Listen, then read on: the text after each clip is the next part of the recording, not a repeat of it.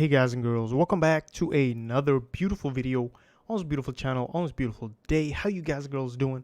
Hope you're doing great as always. Please check out the description box for all the nice links.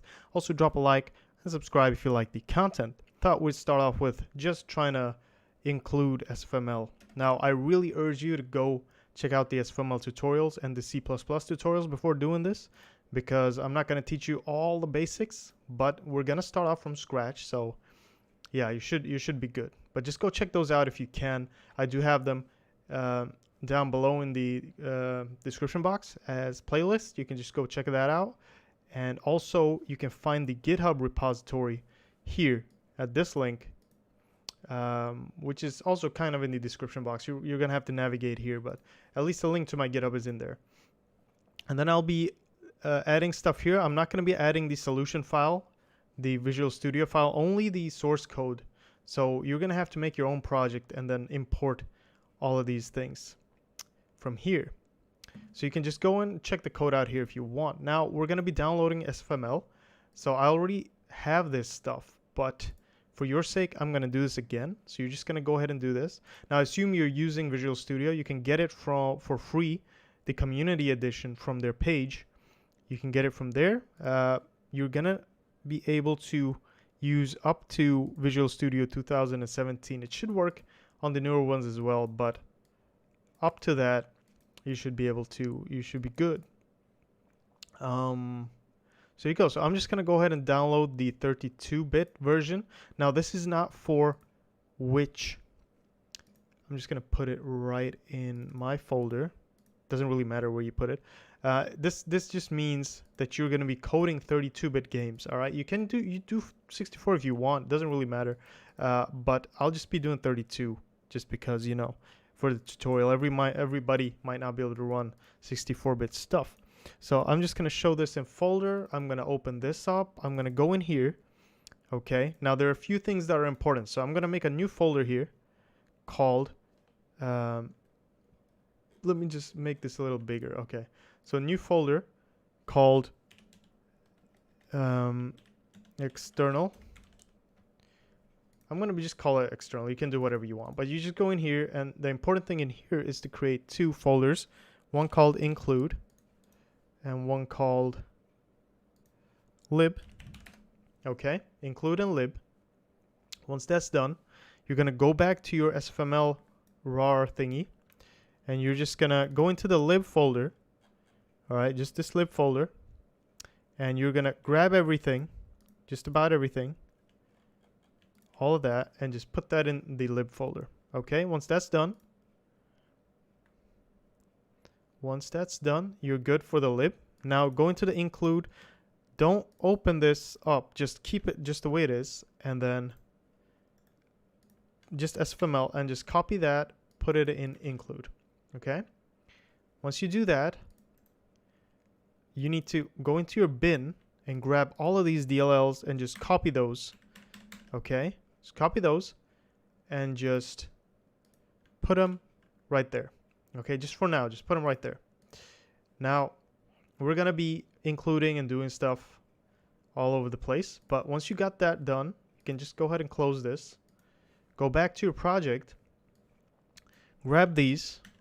Okay, now I just want to say, if you do have a project, if you have it set up already, hopefully you do. I'm just going to remove that. Then go into your file, wherever you have your source code, all right, like your CPP and header files and everything, and just paste all of these DLLs in here. Okay, once that's done, what you want to do is you want to copy this external folder and put it where your SLN file is, but basically your project folder is. Wherever that is, you want to just copy that in. Okay, and actually you want to control X that. So once that's done, while it's doing its thing, we're going to go into the properties of our project here, and we're going to start checking stuff out. Now, no, I went into the wrong properties. You want to go into the solution properties right here. Okay, you should be seeing this. Now I'm going to put it onto all configurations and Win32, since I'm going to include it for Win32. If you have 64, what you want to do is you want to do x64, okay? And up here you'll see there's debug and x86. So this is what we're going to be running All right. If you wanna run your program in 64, you gotta change this as soon as you're trying to build and stuff. So you gotta change that if you included your stuff for 64-bit. And if you're running debugger release, that's why I put this in all configurations, because it's gonna work for both. So there you go. Now once that's done, you're gonna see that you have your external folder here. I'm just gonna remove it from here, and you can just ignore all that. I'm gonna make it small again into details, kind of a list. There we go. So here we go. This is what you're gonna be seeing, okay? And you have all your stuff here. You can delete these as well since you already copied those. So once that's done, let's start off here. Okay, so first of all, we're gonna go into C++ general, okay? Additional include directories, just edit that. Click this little folder button, you'll see something you'll be able to click here, and just go into your external folder and just click include once and do that. Okay, then you're gonna get this long thing here, really long type of thing. And let's see, where are we? External, here we are. Okay, so what I'm gonna do here is a little cool thing which will let you kind of send this program anywhere to your friends or whatever. What you want to do is you want to do the $ solution dir right here, right before external and include. Okay, and what this does, it automatically finds the solution directory for you, and then from there it will, yeah, you'll be good. Pretty much you'll be good. So that's what you want to do, and you want to just say okay on that, apply, and we're gonna go into C++. No, we're gonna go into linker general, additional library directory. So we got to do the same thing here, just plus this, but I'm just gonna paste whatever I had. So I have the include here. I'm just gonna do lib, and I'm gonna press OK. So once that's done, I'll do apply. Good. Now you have those things done for both your debug and release. Now to explain this in a simple word or few words, whatever's happening here is that you pretty much just have libraries that someone else made, so that you can output graphics and stuff. And it's basically like Legos, right? Your friend gives you a big pack of Legos that he made, and you have your own pack that you made, which is pretty empty right now since we don't have that much in our project. But we have all the standard stuff, right? He has this cool new Lego that he gave us, but it's compatible with ours. So we can use his in our big project and make even cooler stuff. So this is all graphic stuff and sound and everything that we're getting from SFML, the guys who made it, and we're putting in our project. It's compatible with C++ and all our stuff, and it's gonna let us output graphics, use our graphics card to pretty much output graphics, basically. So that's how that works. So I want to open linker again and go into input, edit this. Now instead of this, we're actually gonna go into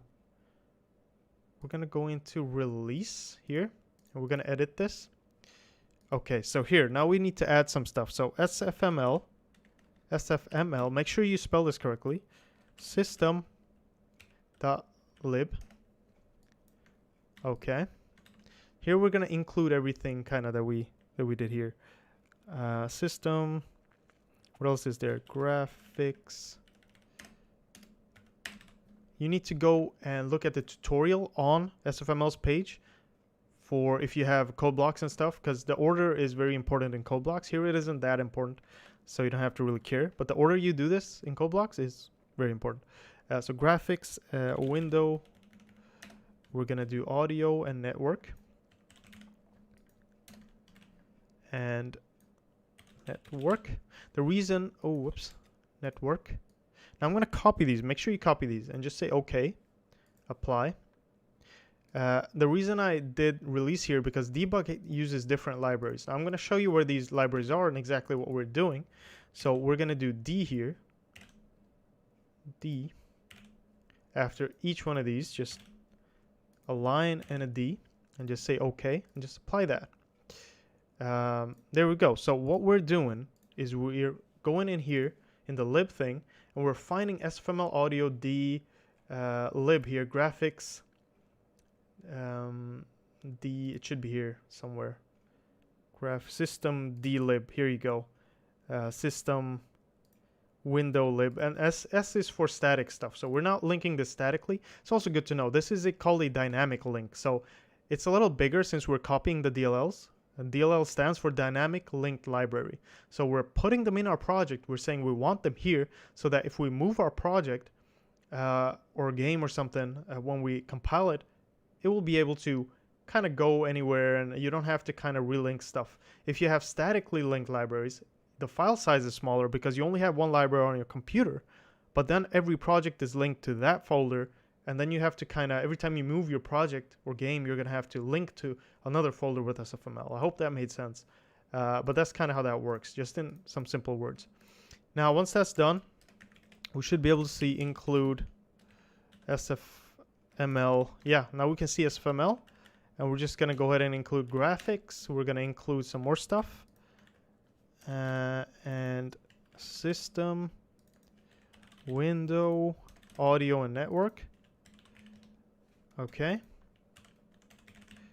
And we're just going to do that. And once that's done, should be fine. std cout hello from SFML. Kind of. Not really, but yeah. There you go. And then we're just going to run this. Hopefully it's not going to crash. So that let us, yeah, it didn't crash. It just kind of died. Then you just want a system pause here. And I'm going to explain everything as we go. There we go. So it linked libraries and we could include them without any issues. First of all, here's my includes. All right, this is what we're going to be using. So maybe excluding network because that's not very nice in SFML, but we could use some other network libraries. So there you go. This is just empty main. What I'm going to do, first of all, is I'm going to create a window just to see that all this stuff works. So to do that, what I'm going to do is I'm just going to do an SF window. Now, SF is the namespace, right? I'm assuming you do know C++ and stuff. And if you don't, if something's weird, you can ask me or just Google it or check out the C++ tutorials and SFML tutorials before you get started. Otherwise, just try to go with the flow. What we could do is we could do using namespace SF, and then we wouldn't need all this SF stuff, right? So, but I'm gonna use the SF stuff. I'm just gonna comment this out for you guys. If you want to use this, then you don't have to have all the SF prefixes. But I'm gonna do it like this because yeah, I like keeping it this way. SF window. I'm just gonna call it window, nothing special, and then I'm gonna give it some, parameters, some arguments. So how do we create a window in SFML? It's basically going to be a window like this, right? Just any type of window. So obviously you need a size to the window. So I'm going to give it a SF video mode. Now don't freak out too much. It's not that hard or complicated. This is just a fancy name for two integers stuck together, right? So I could make a little class called pair with one integer and another integer and kind of like that. It has some more stuff. You can see what it has: width, height, and I think it's bits per pixel or something like that. Anyway, it's a very fancy word for those things, but it keeps track of sizes anyway, so integers. So all we're saying is I want a size of 640 and 480. So this is the width and the height. And now we basically gave it the height and the width, or the width and the height, and that should be good. Now we want to give it a title. So I'm just going to say my first game. Whatever you want to do, you can put it in there. And then it wants a style. So now there's different types of styles. And we're going to get into those. Style default.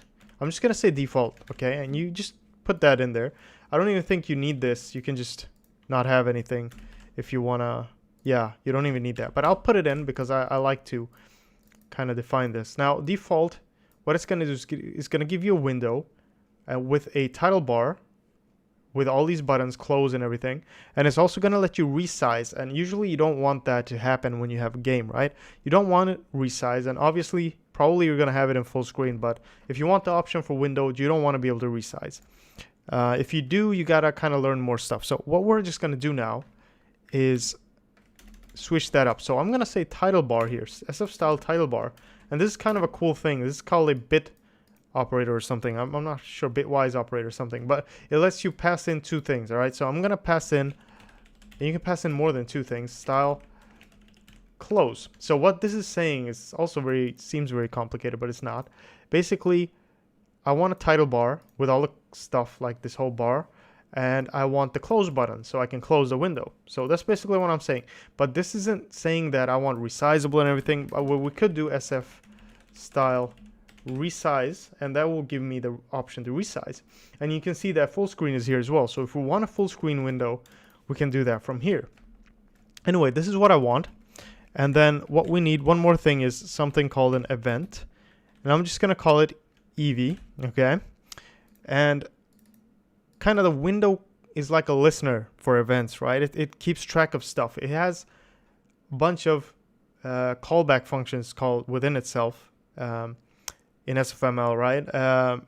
Which kind of listen to these events. And if you press a button, if you do anything, kind of move your mouse, click the mouse button, whatever, is listening to those things. And whenever it finds an event that happens, like if I press the E key, it will find the event that I pressed the E key, and we can capture that event in one of these. So it's important to have these, all right? So just make it a habit to always use an event with the window like this. Now we're gonna do the game loop, all right? We're gonna start off with the game loop, and this is just like window stuff, like whatever. Just make sure you comment your things as well. So the game loop is always basically in a while loop, right? But we can't have a while true here because we want to be able to quit the game, okay? End of application. Okay, now just to make it simple, all we want to do here is window.isOpen. So it's always checking in the while loop, is the window still open? Is it still open? Has it been closed? And if it is closed in here, then obviously it's going to quit the while loop and just end the application. So event polling, I think it's something like that. Anyway, events here. So that's going to be in its own little while loop like that. And then we're going to have a switch case in here. And again, I know it might seem complicated. Hopefully it's not, but you know, you'll get the hang of it. Just practice and you'll get the hang of it. So here, what we're saying is while window.poll event means while we are getting events from the window, we want to save them into this event variable we created. So whenever the window gets an event, it's going to save it in here, and then we can use it in the switch case. So we're just going to say ev.type here. So each event's going to have a type. It might be a mouse click, it might be a keyboard thing, it might be anything. So this event variable will keep what type of event it was. Also, any data that comes with that might be important for us. So we can make a little case here. ev.type. Oh wait, you can do like this. SF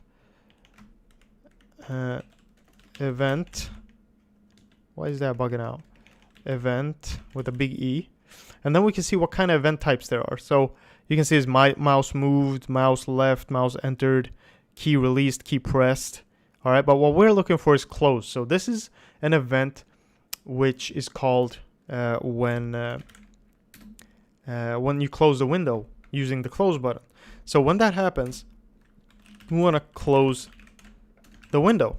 So basically you're like, what? We're already closing it. Why will we have to close it? Well, it doesn't really work like that. When we click the close button, it sends an event with the type closed, but it doesn't actually close the window. So we have to manually do that. We have to close the window when that event is called. So that's why you have this. Now we could have another case, SF, just as an example for a key press, SF event. So we're checking for the event called key pressed. Okay, so whenever a key is pressed, we don't know which key, we want this thing to happen within the switch case. Now we want to check which key as well. If ev.key.code equals SF keyboard escape. Now anytime you do try to access this enumeration here, it keeps track of all the keys and has their unique IDs in it. So you can always call SF keyboard and find the keys if you want to compare it with something. So if it is escape, then we want to do window close. So we want to be able to close our window using escape and using the escape key and using the actual close button. So this is a big event polling while loop here. Okay, and then we're gonna do two more things that are always important in a game. So you want to poll the events, then you want to update your game, and then you want to render the game. So that's how each frame works. This is one frame in the loop, right? And the next frame we're going to update again. The character moves a little bit, and then we're going to render the new position. So that's how it works. That's why we have frames. Update something and then draws it onto a blank sheet and just prints that out on the screen. So there you go. I said that like 5 times. But we have nothing to really update in this one. What we can do is just clear our window. Oh wait, I think I messed up. I think it's supposed to be a render window. So basically it's not just a window, it's a render window which we can render upon, okay? So we'll talk more about that later. I kind of forgot that. Window.clear. Now we got the clear function, see? You clear it. You can give it a special color in here, which we will do. Window.display. So just to explain this, clear old frame. Tell app that window is done drawing. So that's basically what these two do. And here you draw your game. Between these two things, you always draw your game. Okay, so you want to clear the old frame, make it blank, draw the new stuff, and then tell the game that the window is done drawing, and it will kind of render that new frame onto the screen. So those things are very important. Just try to remember that. So if we just run this now, hopefully it will run and not crash. Okay, so we got our first game window up here, and you can click these things. You can't resize if you try to resize. You got the title, and it's black. And you can just close it, and it closes. Now we're going to clear it with a SFColor. And then you have these quick colors here. So I don't know what I want to clear it with. What do you guys want? You want blue? Let's try out blue. So you can try all those other colors out. If you want a specific color, SFColor, you can kind of give it 255, 255, 255 is white. Okay. And this is the alpha channel, how transparent it is. You can change this red, green, blue, how much you want. It goes from 0 to 255, okay? So you can play around with that if you want, if you get bored waiting for the other video. But here you go. I just want to clear it with a blue color. You don't have to care about this. You can just keep it black or white. Doesn't really matter. But now it will clear it with a blue color if you want that. And you can kind of play with that and get your window out. What I did was I actually created a little PowerPoint just so you guys know kind of what you're looking for. So the type of game I want to make for this mini series right now, game 1, is just a very simple game where we go through how to create the window, which we already did, the game class, which we're going to do now, the game loop, which we also kind of touched upon because it contains the update and rendering, just like I showed you. And just remember one thing. Promise me this, okay, guys? I just really want to say that all of this isn't at all as hard as you might think it is, all right? Because a lot of you might come into this and be all like, you know, if you're totally new, if you've done this before, you're just here for the fun of it, you know how to do it, obviously you're going to know what to do. But it's a key point I want to tell you guys when it comes to learning something new, is that nobody knows how to do something from the start, all right? So for those of you who this applies to, just remember, the only way you're going to learn is by doing, okay? And the more you look at stuff, the more your brain's going to start digesting stuff. Because sometimes something might seem completely weird, and the next morning you wake up, you understand it. That's because you had time to connect dots and understand things, okay? Just remember that throughout all this learning process, okay? Throughout all my series, throughout everything, just remember that. Just give it time. Just watch it once or twice. Try it yourself. Try to understand how things work, and I'll explain it as well as I can. So all the things I'm saying now, just take it with a pinch of salt, okay? So there you go. Update and rendering, creating shapes, basically just creating rectangles and boxes, whatever. We're going to move them. We're going to check their positions and everything to show you that they're saving their own positions at all times. Getting mouse positions, so you always have access to your mouse position and inputs. Getting keyboard inputs, we already touched on that when we pressed the escape to close the game window. Also removing shapes. So pretty much we're going to go through these things. Hopefully I don't miss out on any of this, but that's going to be when the game is finished. So what I'm going to do here is I'm going to say game 1 in the title bar, just so I remember. And I'll increase this. If you want, you can increase it. I think most of us have 1080p monitors, but let's keep it at 800, 600, something like that. And just run this, just see if the window is good enough for you, big enough. It's not really a good way of doing stuff, but there you go. All right, so that's a nice window. There are ways to make a game kind of very dynamic, so it doesn't matter what window size you have and everything, the game will still stay the same, but we haven't really gone into that yet. So the way we're going to do it, we're going to have a fixed window size where everything is just going to stay the same. So we're going to keep this size, and now we're going to put everything into a game class. So what I mean by that is very simple. The structure is always going to be the same. We're still going to have a game loop.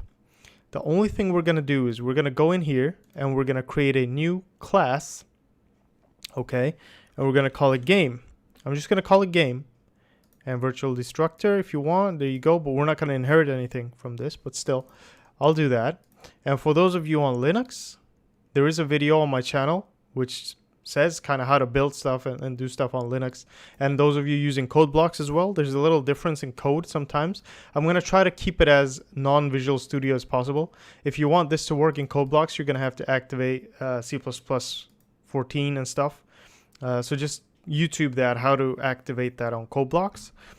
I have a video on it. Like I said, it might not be the best, but still. But what I'm going to do here is I'm not going to use Pragma once. Or sorry, I'm going to use it. But what you want to do if and def, you know, just the regular C++ stuff. If and def game h define. I'll write it once for you so you guys know. And if. So this is the way you do it. Now, this isn't a C++ tutorial, so I won't say what this does exactly. Basically, it makes sure that this doesn't get included twice. But this is how you want to do it in code blocks, okay? I'm just going to use Pragma once. In code blocks, if you don't use Pragma once, that's what I'm trying to say. Anyway, once you do that, then we're going to make a private section here in game. And the next step is going to be to just comment some stuff, okay? I'm just going to comment stuff, keep stuff organized. Constructors and destructors, okay? Always comment your stuff, okay? It's not just because your teacher says so. It's because when you look at stuff later on, life's going to be a lot easier, all right? So we're going to keep that. Now you're going to create a void update function and a void render function. Just keep these empty for now, okay? You just want to do that. And there you go. Now we're going to comment inside the function, so we're not going to bother here. What I'm going to do is make a little comment here. You can make this as professional or non-professional as you want. I'm just going to keep it simple. Class that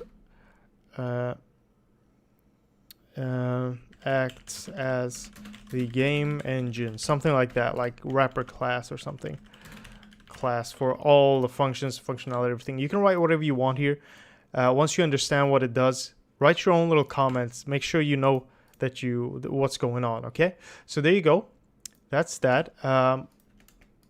Here's the constructors and everything. I'm just gonna say functions here, and we're gonna define the functions. So the way I do it is control dot on Visual Studio, control period, and then you get that little box and you can auto define stuff. You just click that and you're here. So the update function was created for us. But you can create it manual if you want, doesn't matter. I just do this because it's a little easier. So I'm going to do that. Now I have my update and render here. So what it's going to do, this is going to update the game logic. So when I move my dude, all keyboard inputs, everything's going to go in here. Everything that doesn't have to do with drawing, but has to do with the behind logic, like behind the scenes. Rendering is just visualizing all the positions, all the points and everything. It's just putting out some pixels on the screen. That's all rendering is. Update is where the game's at. Okay, so you go, and you can kind of just try to think of that in different analogies. Like if you just close your eyes, you're not rendering anything, but you're still alive, right? You're still in the world. You can still move around. That's what's happening in update. Rendering is just opening your eyes. You're seeing where everything is. You're seeing what stuff is, right? A visual representation of all the maths and points, basically. So that's a quick little tutorial on that. What I'm gonna do is I'm gonna make a little structure here. Oh, sorry. In private, I'm gonna say private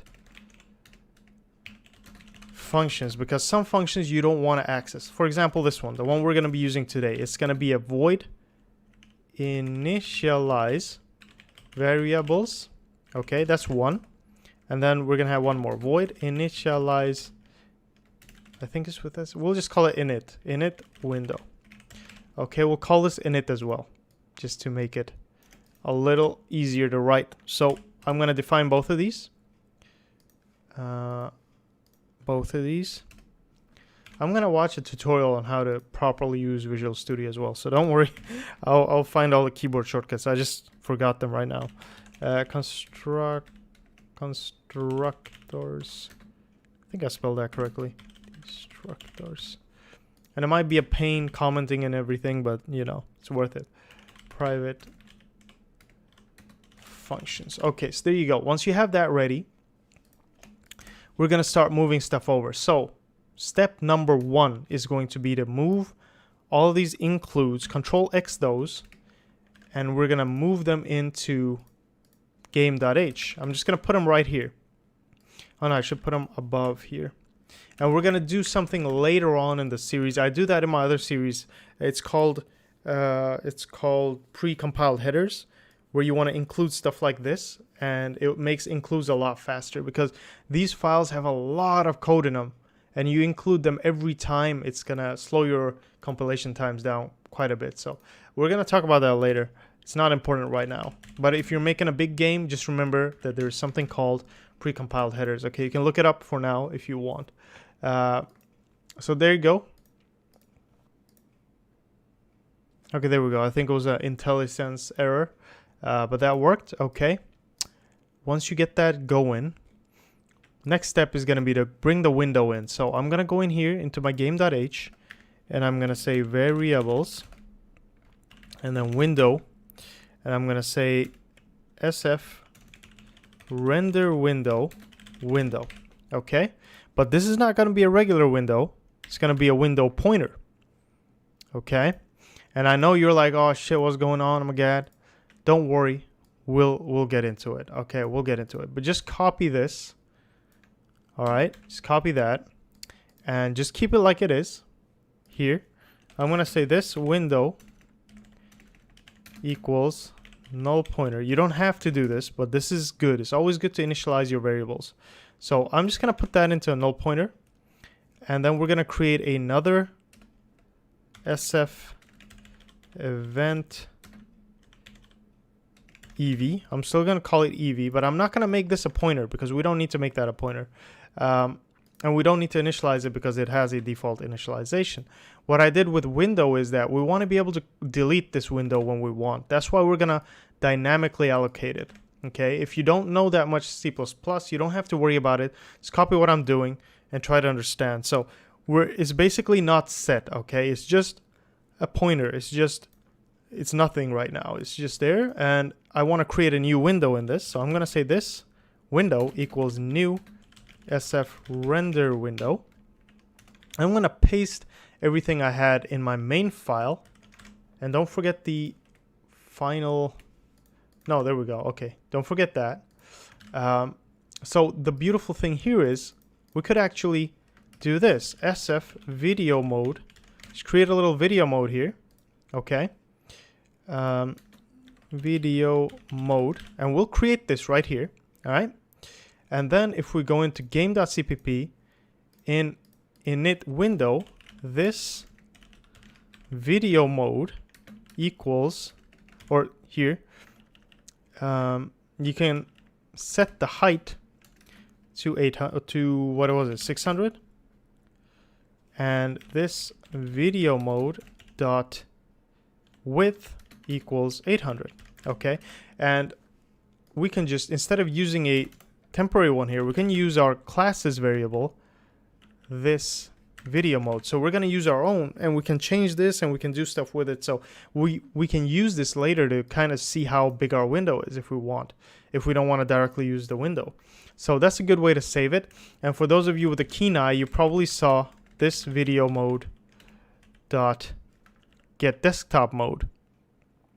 Okay, now that's a way for the video mode to get your desktop's current resolution. You can do that if you want, and just set that here, but we're gonna do this custom. All right, we're gonna get into all that stuff later when we know how to kind of make the game more dynamic. So once you do that, your window should be created. Before we go anywhere, I'm gonna do this window here, and I'm gonna delete it before I forget, because otherwise you're going to get a big memory leak. So make sure you delete it in games destructor here. Just 100% make sure you do that. And in the constructor, as you see these two functions, we need to call these for stuff to happen. So this init variables, this init window. Make sure it's in this order, because remember, in variables we set it to null pointer. You don't want that to happen after you create the window, so make sure you put it in after. Okay? And once that's done, once you have done this, your window should be able to create once you make a game object. So we're just going to remove all this here. Init game engine, something like that. And then we're going to create a new game object, game, like that. Okay? Good. Very nice. So that was step one. Now we actually create a game. Now we can't check all of this stuff here. All right? We can't really do that here. So we're going to have to do that from game. And the way I like to do it is I like to keep the loop outside. Okay, in main. I like to keep the loop here. So we're not going to do a loop in here. We're going to keep the while loop in main. But what we're going to do is we're going to do a accessors. Or we can put it under functions. Here we go. Or no, you know what? This is good. Okay. Let me just make sure I got my... Kind of lost myself there. Sorry about that. Accessors. Okay, so here we go. What we're going to do is a const boolean. Okay. Get window is open. Like that. Very simple. All right. And just define that. And there you go. Now you can call this something else if you want. You can call this running to make it easier. Running. So while the window's open is running, okay? That's a little easier for you to understand maybe. So return this window get is open. There you go. Is open. So it's just going to return this boolean for us. See, that's a boolean. It's going to return a boolean for us defined in here under accessors. And once that's done, we can call that out here. So what I'm going to do while here is going to do, or just game dot, no, what am I doing? Wrong while loop. I'm going to leave that empty. Here, game dot get, oh, sorry, don't do that. There you go. Game dot get, no, running, I call it. So there you go. So the while loop is going to kind of be dependent on game running. Okay. Now we're going to do the event polling and stuff. And that we're going to do inside of game itself. So what we'll do out here is just the update and the render. And then this will remove that. We'll remove all of this. See, it's totally empty now. So we're just going to do game.update. Game.render. If you want, you can do the while loop in game. You know, I just like to have it out here because it makes it a little easier instead of just doing game and then game run. At least you have something out here, and makes it a little easier here, so you don't have to deal with loops and stuff. You know, makes the logic a little easier to grasp. So hopefully you're following me up until now.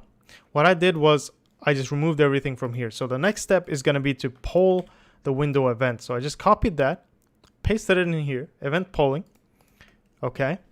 Now, since we're all about the modular stuff, we're going to do this. We're going to create another function, void update events.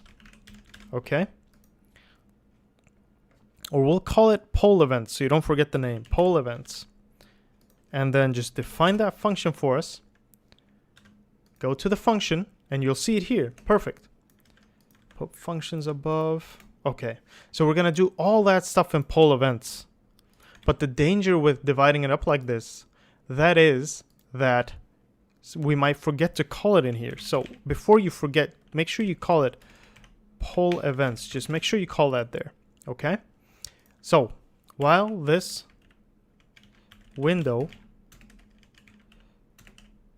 since that's our window in the class, right? Poll event Now we created our own event as well, or our own event variable that will keep track of everything. So we just write it like this. And I use this a lot because I like using this in C++. You don't have to, but it makes it easier to see what is part of the class and what's not, okay? So here we go. This ev dot type. We're going to use the same type of switch.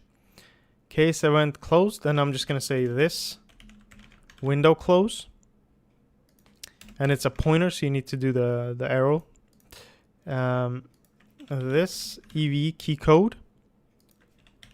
This window close. Okay, so that's our events polling right now.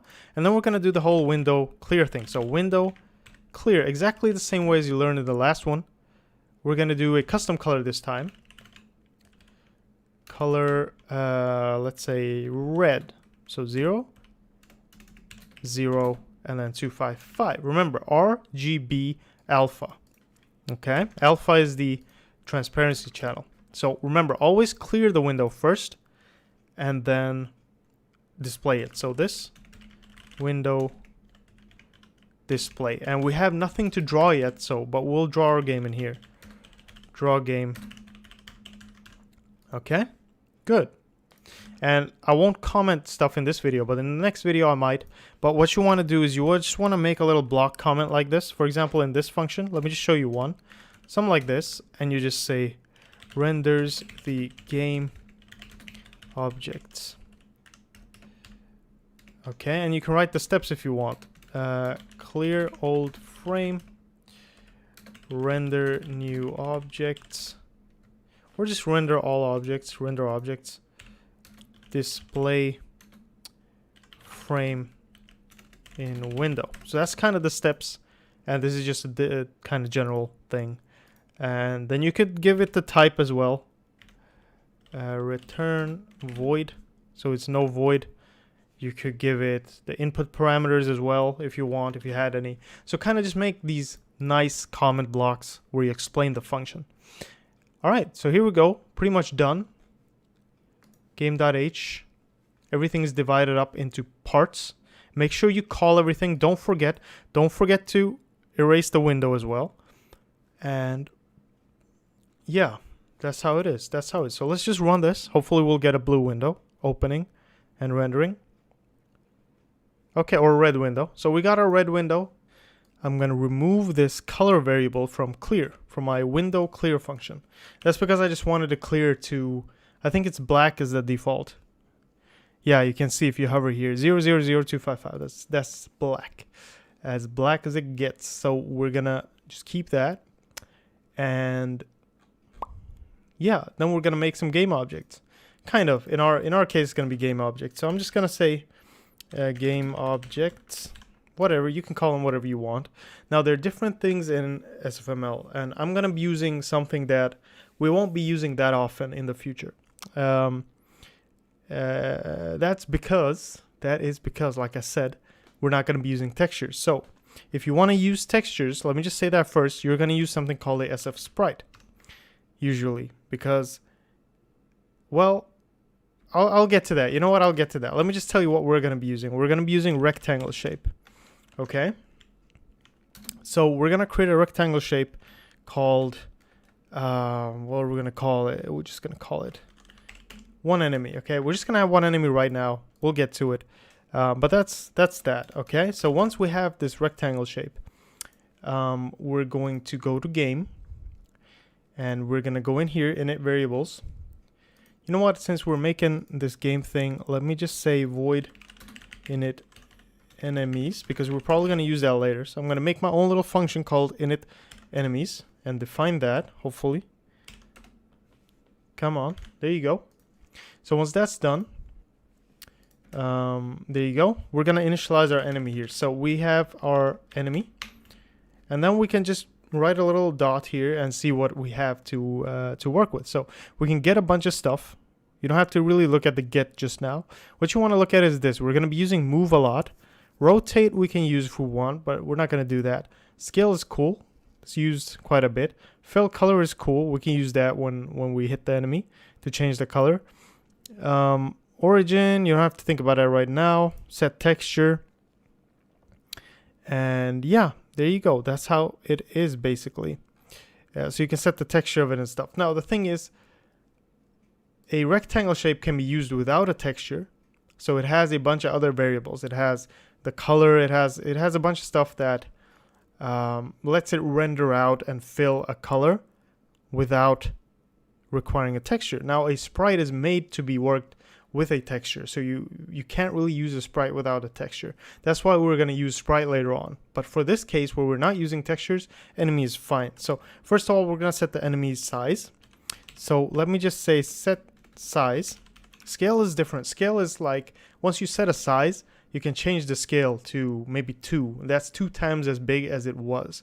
And you set it back to 1, it's going to be 1 again. So that's cool. If you set it to -1, you're kind of going to flip it. So it's good to use that sometimes when you're flipping your character. But anyway, we're going to set the size, and we're going to say an enemy is going to be 100F.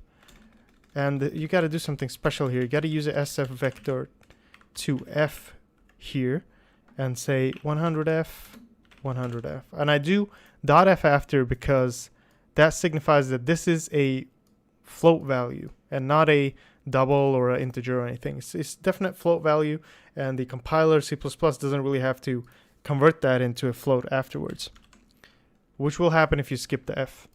But you need this vector 2f because this function takes a vector 2f as a parameter. So yeah, you're gonna have to use that. It's kind of weird why they don't have x and y. They have that in some functions like set position, but not in set size. Anyway, once you have that, so now our enemy's size is set. Now I'm gonna set its color. So enemy set fill color, SF color. Now you can choose whatever color you want. I'm just gonna take cyan, I guess, just so it shows up, pops up real nice. So now the color is set. We can set some other stuff if we want. Why not? Let's set outline. Oh, whoops. What am I doing? I'm dumb. Set outline. There we go. Outline color. So I'm going to set the outlines color to... oh, that's going to hurt my eyes. Green is cool. So the outlines color is going to be green. And now we need to set the size of the outline since by default there is no outline. So we need to say, okay, we want some outline. Set outline thickness. Make sure it's not get. And then you got to give it a float value. So I'm just going to say 1.f just so we can barely see it. Okay, so now we have an enemy which is showing up and everything, but we missed one thing, and that is the position. So I usually set that up first. Enemy.setPosition. And what that does is just put the enemy in a position in the world. It is by default 0, 0, as you can read here. And that means that it's in the top left corner of the screen. Now, let me just explain. Let me just print this dude out at the default location. And let me just show you what's going on. So let me do that. First of all, we're going to print this guy out or render it on the screen. All right, so we're going to just put this init enemies here. And then we're going to go down here and we're going to actually render our game object. So we're going to render it on the window, obviously. You can render it on different things later. We'll talk about that. But we're just going to draw it directly on the window now, which you usually don't do. And then we're going to say, what do you want to draw? Well, we're going to say we want to draw the enemy rectangle shape. So this is going to clear the window, draw the enemy, and display it. And it's going to happen all the time in the loop. And something that can happen on your computer is that your frame rate's going to be too high, and that can be bad, right? So what you can do is you can go in and say this window, set frame rate limit, and we can set this to 144, whatever you have. I'll put it to 144 because of my 144 hatch screen. So, but you can put it to 60, 30, whatever you want. Just set it to something nice. And then draw. Okay, so let's just run this. Hopefully it's going to work. All right, so there's our enemy. It's a little big. Should probably have 50-50. But there it is. All right, you can barely see the outline as well. Just barely. Am I even recording this right now? So it's barely rendering the stuff, and that's all good. It's good to go. So once you get that down, you saw that it was in the top left, right? Now let me just run this again. Sorry about that. Just look at this closely. Now, It's in the 0, 0 position. You're like, what? This isn't 0, 0. The middle of the object isn't 0, 0. Now, for those of you who know SFML and how OpenGL and everything runs its coordinates, or SFML, sorry, has its coordinate system, you're going to know that in the top left is the actual point where we're referring to when we're setting the position. So if I set it to the center of the screen, the object won't be perfectly centered. The top left corner of the object will be centered here. So the object will be kind of like this, offset to the right and bottom. So just remember, every position of the object originates here, top left corner, okay? And the top left of the window is 0, 0. To the right is positive x-axis. To the bottom is positive y-axis. And then vice versa, up and to the left. But just remember that. It's very important because sometimes you might get confused. So if I put the position to 10F, don't forget the .fs because those are important if you want to keep your code good and optimized. All right. And just uncomment that and run that. So it's going to set it to 10, 10. It's going to offset it to 10 with 10 pixels. And if you see, it's from the top left that it's moved 10 pixels. Okay. So just remember that. Good. So you created your enemy. Now you want to shorten the enemy down. We can do this in two ways. The best way to do it would have been to do 50F, 50F, right? Just to half the size. But you can also do this just because we were playing around. Enemy.setScale. And then you can say SF vector 2F. And these are factors. This isn't pixels, okay? This is like how many times smaller do you want it, whatever. So it's always going to be 1, right, from the beginning. So I just want to set it to 0.5F, 0.5F. And that's going to half the size of my enemy, okay? So run this. And hopefully you're going to see something that's 50-50. Yep, that's good. So there you go. That's perfect. Now, before we end the video, I want to show you guys one thing. And that is the mouse position. So the way I'm going to do it is I'm going to start printing some stuff out to the console window. All right. So I'm going to have to include some C++ stuff here. So include IO stream. Yeah, it's just iStream. Okay, so we're going to include iStream and go into game.h. And in our update function, because this isn't something rendering, right? This is updating. So update mouse position. So what I'm going to do is I'm going to say std cout mouse pos this, or we can do this, sf mouse get position. And this is an internal kind of function that exists, which gets the mouse's position. And it's in a vector 2i. You have seen 2f. That stands for 2 floats in 1. This is a 2i, so 2 integers, a pair of integers, obviously, because a position is always 2 values, right? The x value and the y value.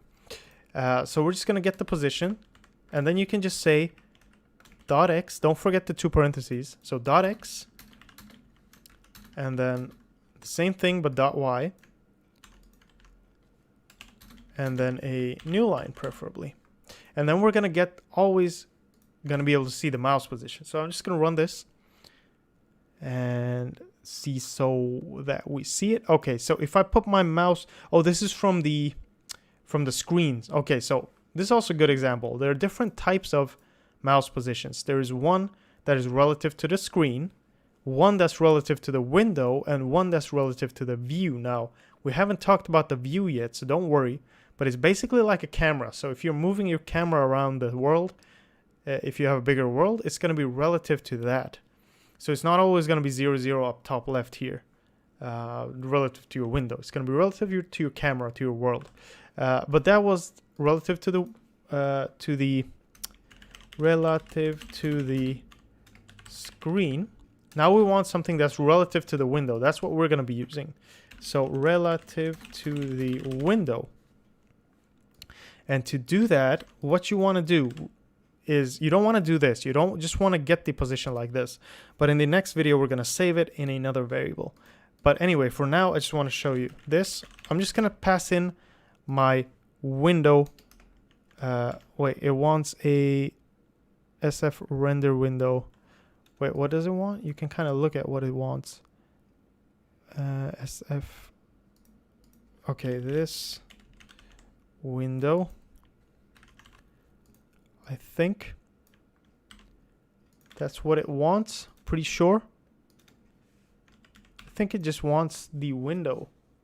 Reference to a window. Yeah, see, it's a reference thing. So you want to dereference the window and send it in. Sorry about that. So once that's done, here you can see what's happening. Make it a little nicer. Maybe just put this. Just put this down like that. Okay, so let's run this. This should be relative to the window now.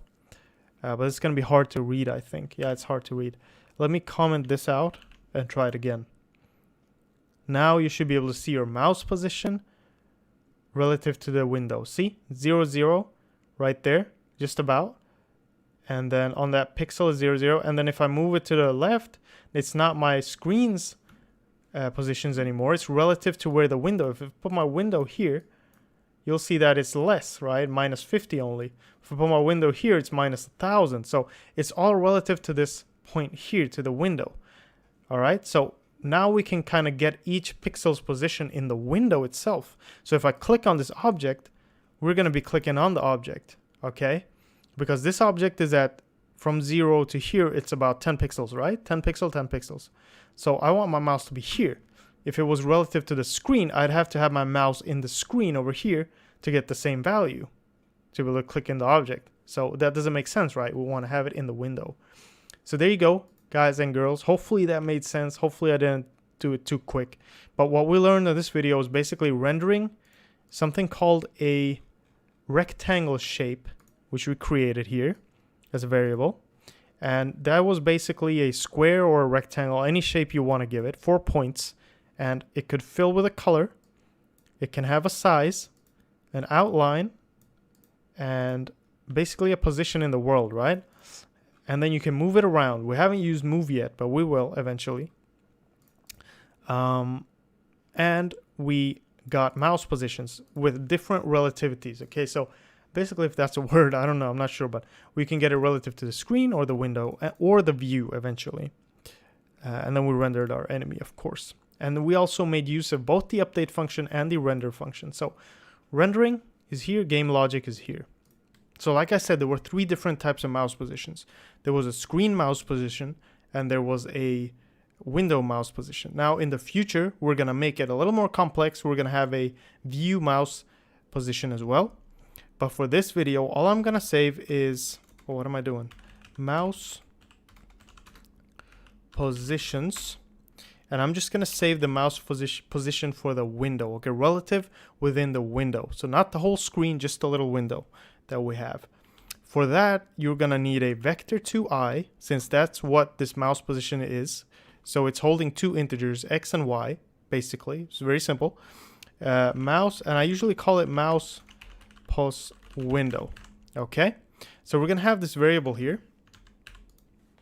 And then what we're going to do is, since we're keeping everything divided up like this, I'm going to keep poll elements there. I'm going to actually do a void update mouse positions.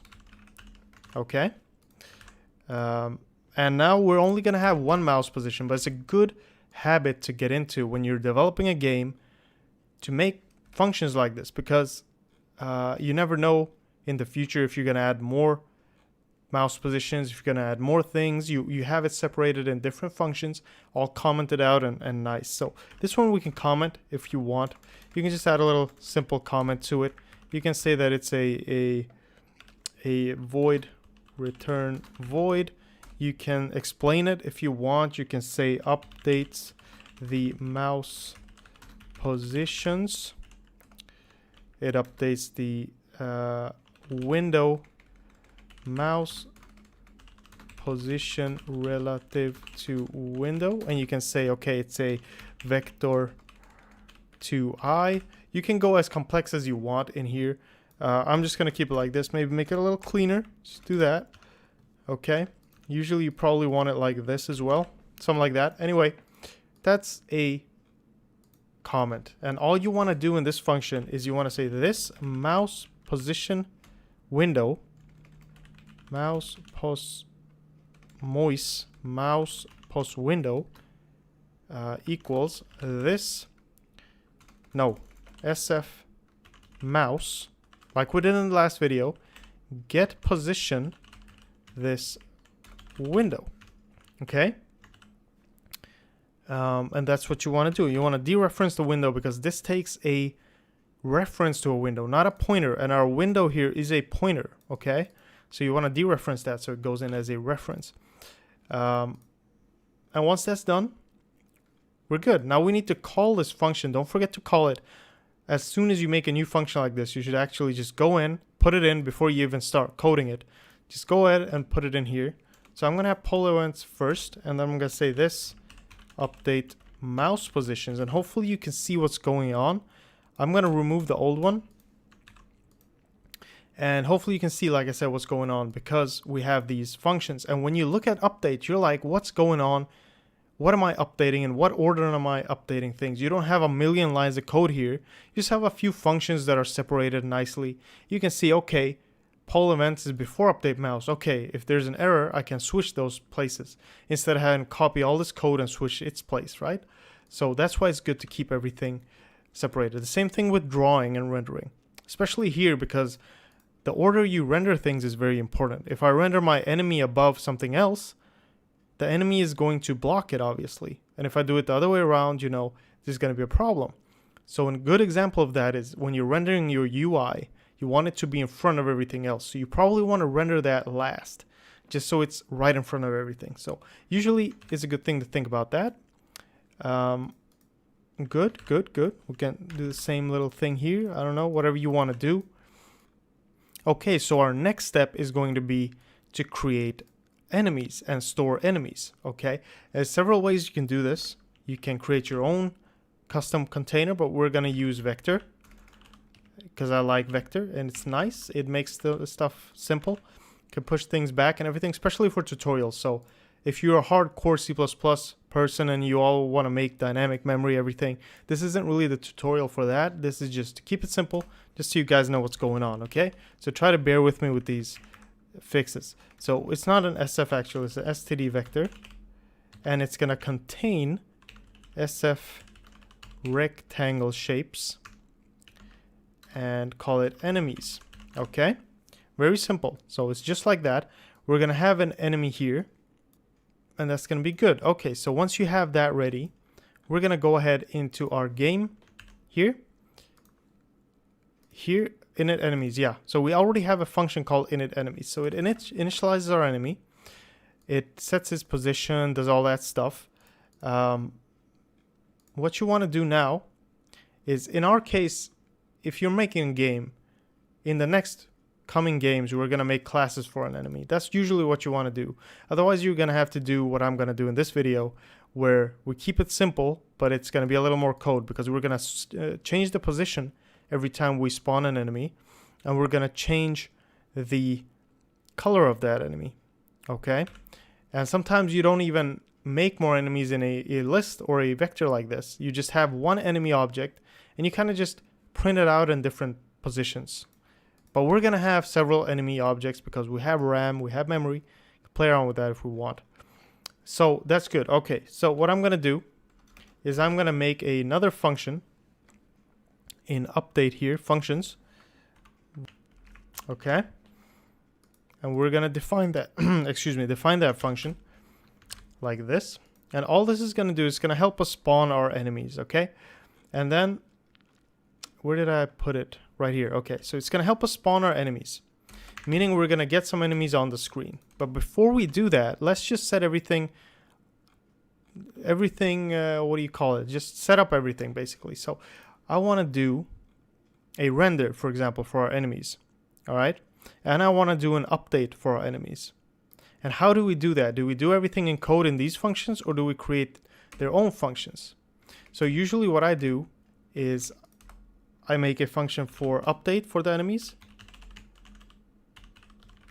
and I make a function for rendering of the enemies. So void render enemies. All right, and this might seem tedious because we're making several functions, but it's actually a good thing because then you can customize how you render your enemies, while not clogging up these main functions that we have for rendering and updating. So now we have our beautiful functions. Like I said, before we even get started, let's go ahead and render all our enemies. So this render enemies, that's all we have to do. Okay, and then we're gonna say this update enemies. Oh no, sorry, it was in itself. It should be right there, update enemies. Okay, so you have these functions calling now. Now all you have to do is define these and say what's gonna happen. Well, what's gonna happen in my update enemies? Here's where I'm gonna spawn my enemies. Here's where I'm going to change their position when I spawn them, and all that stuff, right? And to do that, we need some game logic. And here we have a lot of game objects and stuff. We need some game logic. So I'm gonna make a little thing here. What you can do as well is keep everything organized by like enemy stuff. So enemy stuff would be around enemy and stuff like that. But for this case, I don't have a lot of code. So I'm gonna put everything in a game logic kind of comment below it.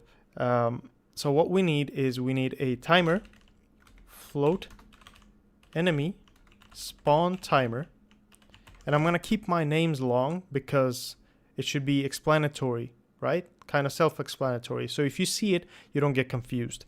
Then we're gonna have float enemy spawn timer max.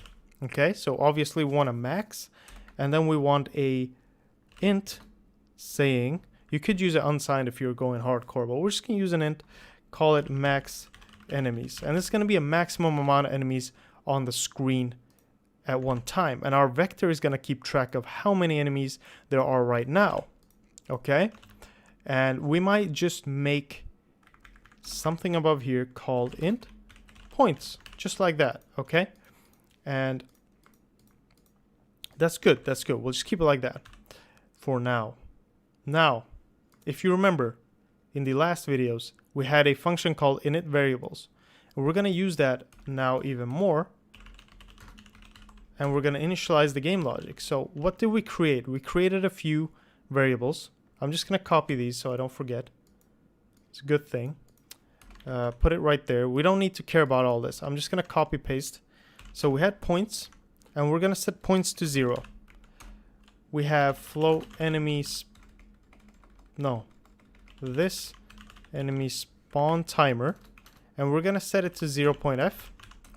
This enemy spawn timer max is gonna be set to, since we're not using any delta time stuff, basically things that control how fast our timers are depending on our frame rate, I really recommend you to have the same frame rate as I am. We could even change this to 60 actually. So whatever you do, just keep it at 60. Make sure your computer can run this at 60 FPS, and we'll have the same effect and the same amount of distance, and the timers are going to go the same speed because we're running it at the same frames. Okay, so make sure you do that.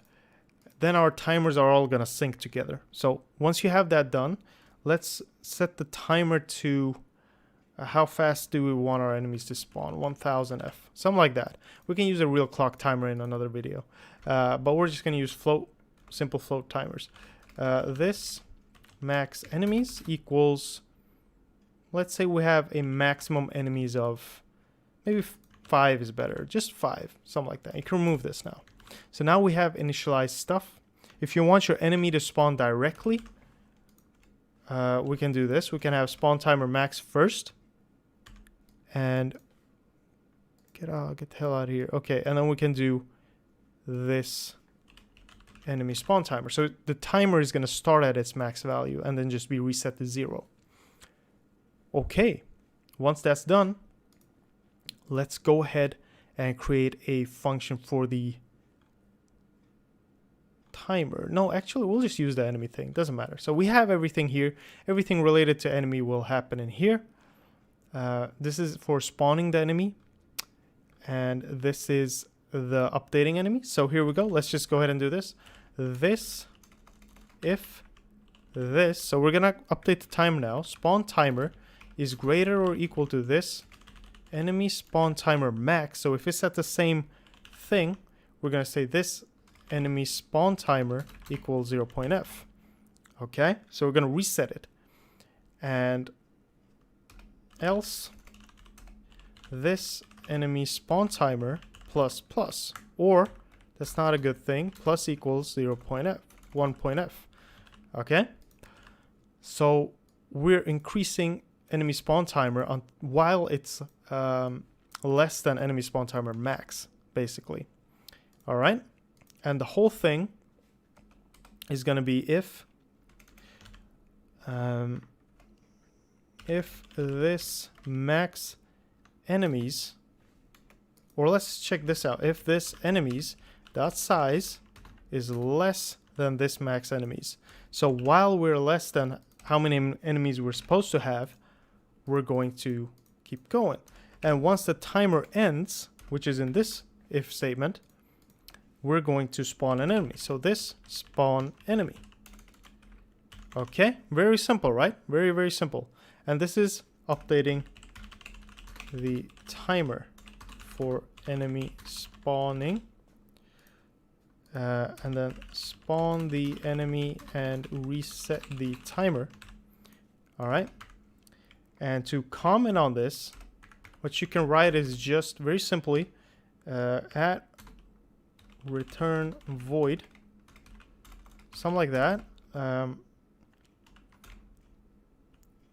Updates the enemy spawn timer and spawns enemies when the total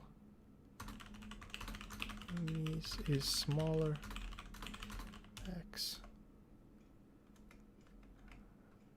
minimum, something like that. Whatever you want to do, just go ahead and do that. And we do call update enemies in here, so that's good. It's going to be calling this. All we need to do now is actually define spawn enemies. So to spawn an enemy, what do we do? Well, to spawn an enemy, first of all, we're going to spawns enemies and sets their color and positions. Colors and positions. Okay, good. Sets a random position, sets a random color, spawns, adds enemy to the vector. Simple. So that's the steps we're going to do. Okay, to get a random number, what we're going to do is we're going to include ctime like that. And that is so we can initialize our random. This is initializing our seed for our random numbers. So basically, it will enable us to get random numbers. If you watch C++ tutorials, you will understand. srand time null. And time is a time t, and this takes an unsigned. So what you want to do is static cast unsigned like that, so you don't get any warnings, and you're good. So that's what you want to do. You could write std in front of that, I think. Yeah, so that is initializing our srand. Now we're going to use that, and to use that, what you want to do, also this isn't done yet, the update enemies isn't done yet. We're going to have to moves the enemies downwards. Okay, so there you go. It spawns the enemies and moves the enemies. First of all, we're going to spawn our enemies. So first we're going to set this enemy dot set position. Now this is going to be cool. I think you can use float x and y. Yes. Now I'm going to do it like this so you guys can see it. So the first position is going to be the x position. And we're going to set this to a random value between 0 and the right of the screen somewhere. And to do this, we're going to make a long kind of statement here. So try to follow me on this. This is a nice way to do it. So you want to say this. No, you want to say rand like this between 0 and this window dot get size dot x. So we're randomizing it between 0 and the window size in X, right? And what you're going to do here, like this, you're going to put a parentheses around this window get size. And within the parentheses, you want to say minus this enemy dot get you can use get size here actually. In sprites you can't use get size, you need to use get global bounds, but we'll talk about that later. So the reason I'm doing this is because our whole enemy is dependent on that top left corner of the enemy, right? If we set the top left corner at the edge of our screen, the enemy is going to be outside of the screen. So we want the enemy to be as far to the right as possible, minus their own width. So they're kind of in frame. Their top right corner is touching the right side of the screen. That's why we're doing this. Try it without this, try it with half of this, and try it with this to see the difference, okay? So you want to do that. And for this to work, you need to static cast this to an integer. And even, yeah, integer is fine. And then you want to put a comma right there. Now this is gonna complain maybe because it wants a float, but we're gonna take care of that. And you just copy paste that, but put a Y here instead. Enemy get size Y, window get size Y. Okay, that's what you want to do. And then you want to do a static cast float around all of this. Okay, that's what you want to do. Like this.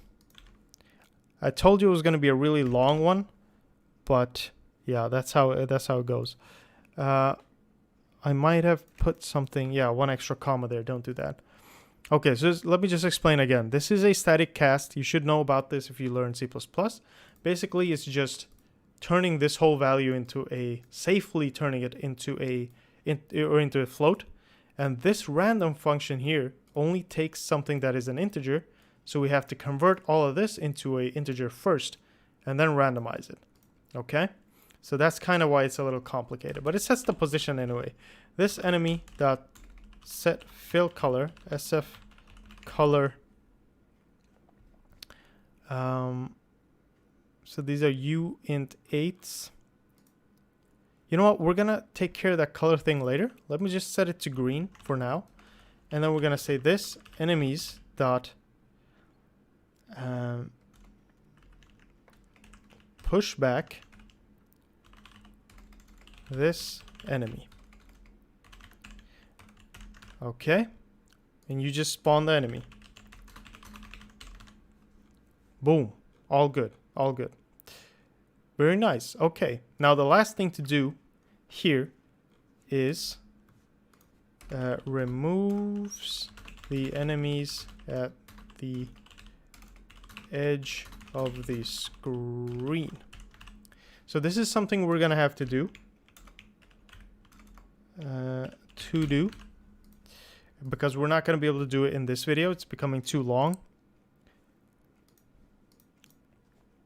So what you want to do here is you want to move the enemies. This for loop first. Sorry about that. So first of all, you want to do a for loop. And what you can do is you can do a auto for loop. So auto reference E. You can do whatever you want. This enemies. And then E move. And now the move function works in this way that it takes a X and a Y scale thing, right? It's not like the scale, but it's kind of you can give it a number and it's going to move that entity from the position it is at that frame down with that amount. So if I say 10, it's going to move it 10 frames in any direction I give it each frame. Okay, so what you want to do is you probably want to put this at 5F or 0F in the X direction, because you don't want to move it from side to side. You want to put this at 5F on the Y. All right, so it's going to move all the enemies downwards. Okay, and that's very good. Now if I run this program, hopefully this should work without a hitch, without any errors, because we haven't really done anything special here. It should run. Okay, very nice. It is running. It didn't crash. The only thing we didn't do is render enemies. So you want to copy this for each loop here. Render enemies. But instead of eMove, what you want to do is this window.draw E. So you're rendering all the enemies. Good. And now if we run it, hopefully it will show up on our screen and move downwards. So all the enemies are moving downwards really fast, right? So you can switch this to 1, for example, and it will be a little slower. And it's moving downwards, okay? And each time you run this, they will be at a different direct or position. Now, one thing I noticed before I end, is that you probably don't want the Y to be random. You probably want that at 0.f because, yeah, you want it to spawn at the top like that, okay? And they're just moving downward slowly. So hopefully you understood everything. Hopefully it wasn't too slow. And in the next video, we're going to remove the enemies as they reach the end. At end of screen, we're going to remove them, and then we're going to click on them and make sure they react when we click on them. And eventually also remove and get some points for them when we click on them to kill them, right? So pretty much that's what we're going to do. And then randomize the speed as well. We're going to do a little more stuff. Just play around with this code. Try to mix it up. Try to find some ways to handle it. And I'm sure you're going to just, fly through it and get really good at this. Remember to comment all the functions I haven't commented. Make sure everything's clear and understandable for you. The first thing I'm going to do is I'm going to shorten this spawn timer down because it was a little too big. And we had a few problems with that. It didn't really spawn enemies quick enough.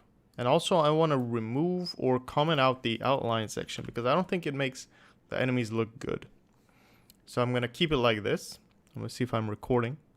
Next step is to remove enemies both at the bottom of the screen and at a mouse click. So there are a few things we did in the last video that are going to help us today. And I want you guys to try to remember that if you kind of forgot what we did in the last one. We had mouse position window, which we were working with. And I said I was going to show you mouse position view in another video. But one thing I forgot to tell you is that any render window already uses a view, but it's just not custom. It's its own default view. And you can use that to create a mouse position view variable as well. So we have the mouse position window.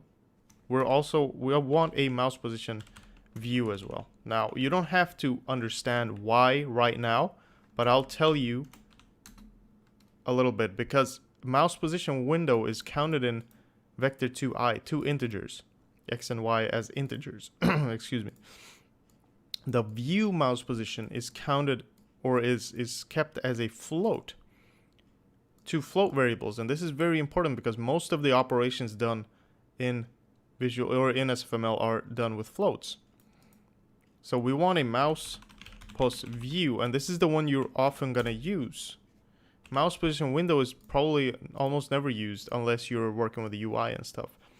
But then you have to cast it to a mouse position or vector 2f, which is annoying to do all the time. So I'm going to keep a mouse position view as well. And I'm going to update that at the same time where I update my other mouse position. Okay. Post view equals. We're going to get this from the last one. And then we're going to this mouse. Sorry about this. This window map pixel to chords.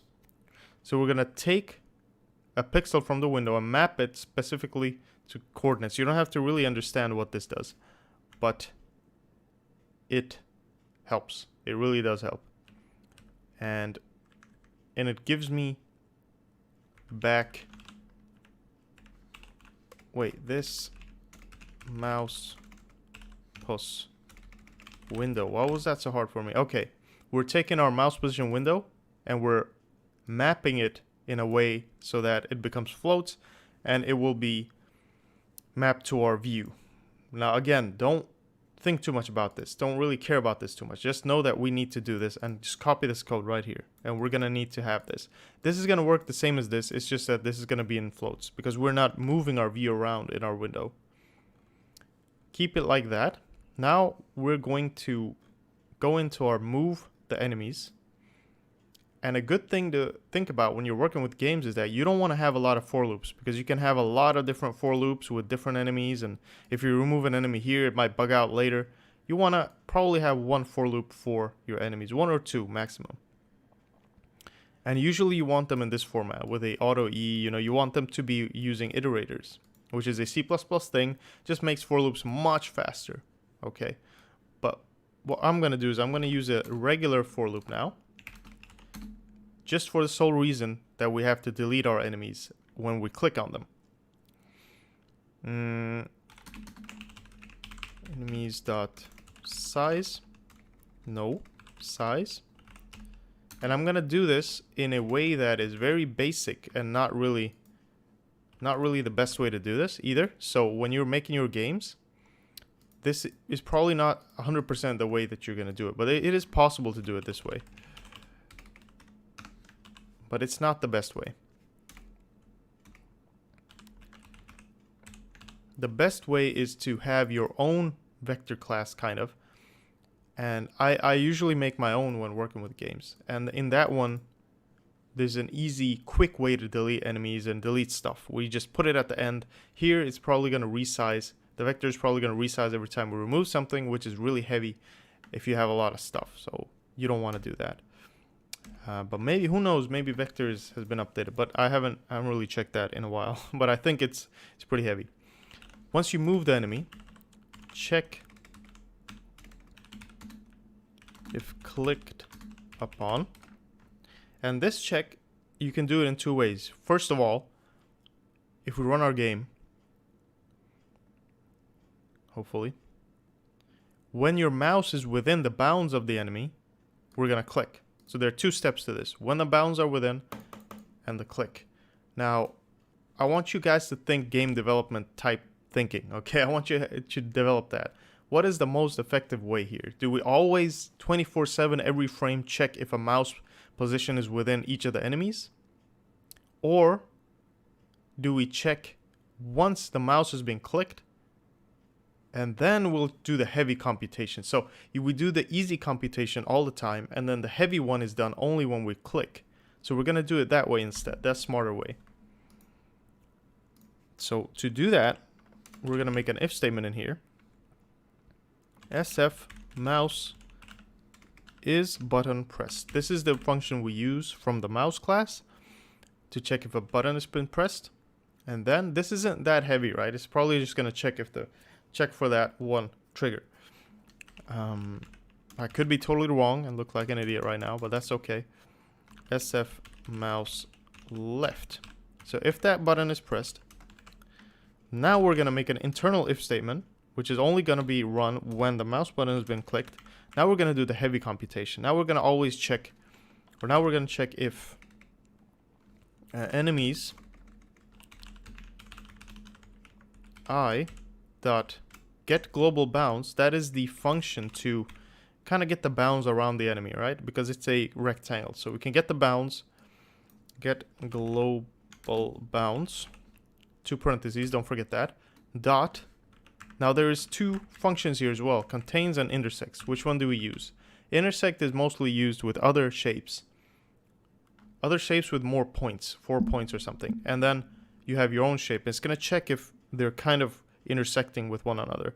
Contains is made for the sole purpose of checking if a point is within, one single point is within an object or a rectangle or some shape. So I'm going to use this, contains. And if you had a keen eye, it takes a mouse position as a float, vector to F. That's why we created the mouse position view, so we don't have to cast anything here. We'll just leave it in, put it in there, we'll be fine. Once that's done, whenever we click and we're within the bounds of the enemy, we're going to delete the enemy. So in here, all we want to do is this enemies dot erase this enemies dot begin. I know this seems complicated, but it's a C++ thing. Plus I, but I'll still explain it. It wants to erase something, and it wants to get the first part. It wants the first position.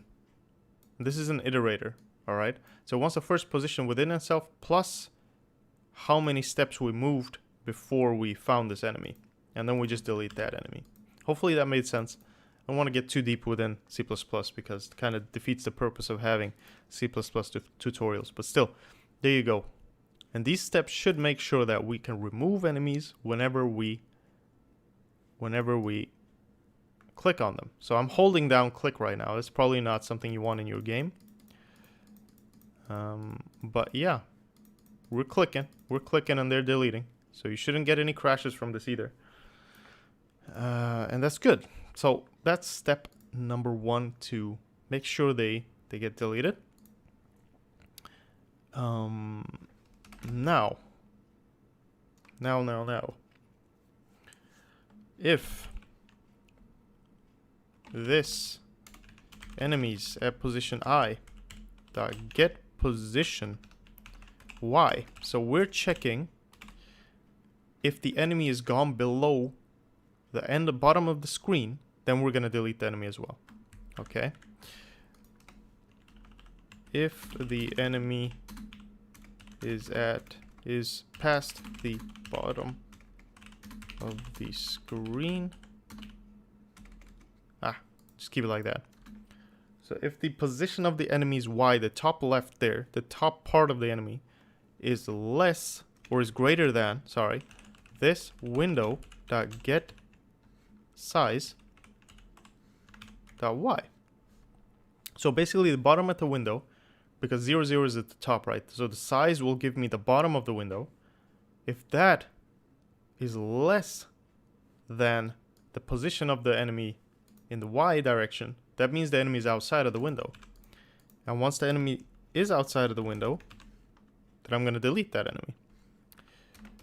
And I'm going to make if delete deleted. I'm going to copy this because one more rule.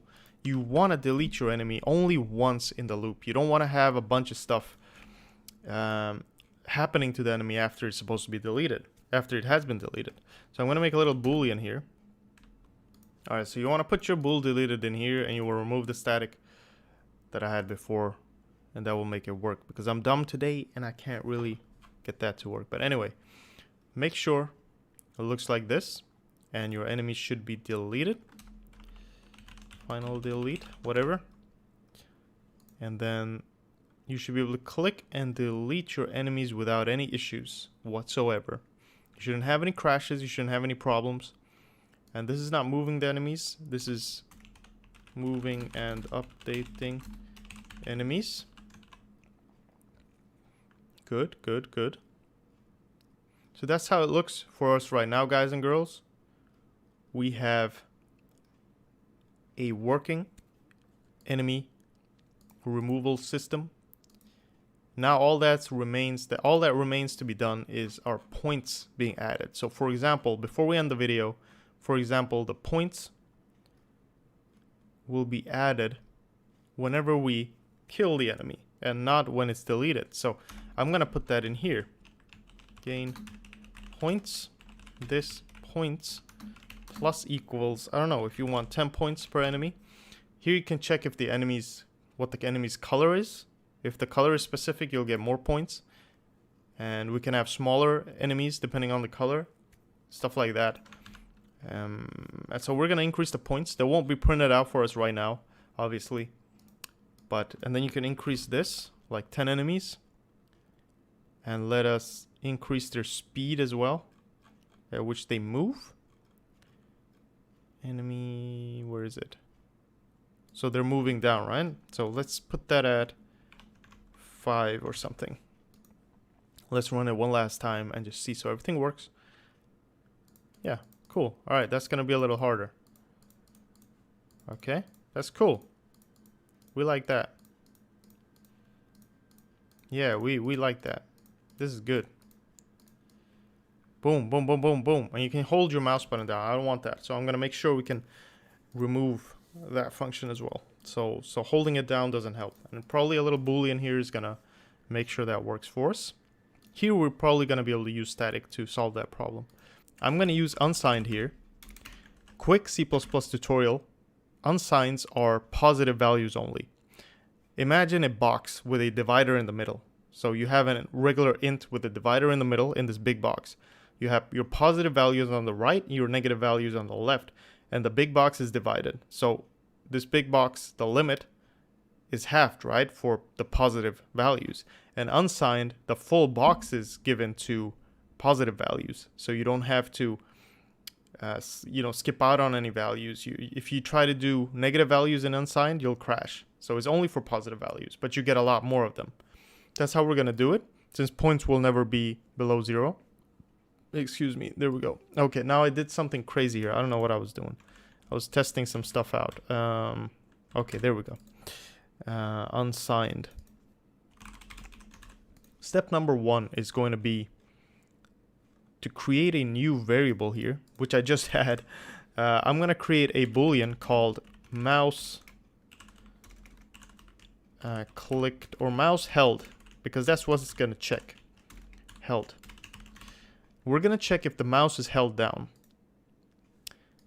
And if it is held down, we're not going to remove an enemy. Now we're going to have to change stuff up a little bit. First of all, let's go up to gamecpp, init variables, this function, and we're going to initialize this variable, because this is a must. Mouse held equals false, because we're not holding the mouse from the beginning. We might be, but the first click should be registered. Once that's done, I'm going to go down to my update functionality here. Where is it? Update enemies. And we're going to change a few things. This is the timer. This is what we want to look at. So we have to divide this up, sadly. We're going to have to divide this up, because me trying in here just resulted in failure. So we're going to remove this whole thing, and we're going to leave this here, and I'm going to make a paste down here for the mouse click. Now don't worry, I'll explain everything. In this loop, we're just going to move and update the enemies. Also, we're going to check for them going below the window, the screen. This is good. And we're going to remove this deleted thing. All I'm going to do is I'm going to use this erase functionality right here. So I'm going to erase it. And that's how it's going to be. Perfect. And once it's erased, we're good to go. Now in this mouse click functionality here, we're going to do it a little differently. I'm going to take this, Control X this part, and I'm going to remove the rest of this. And I'm going to keep deleted, because we're going to create a bool deleted. You can do a bool deleted equals false, because here we don't want to. You can actually do it in here. Bool deleted equals false. And this is going to be a little more optimized.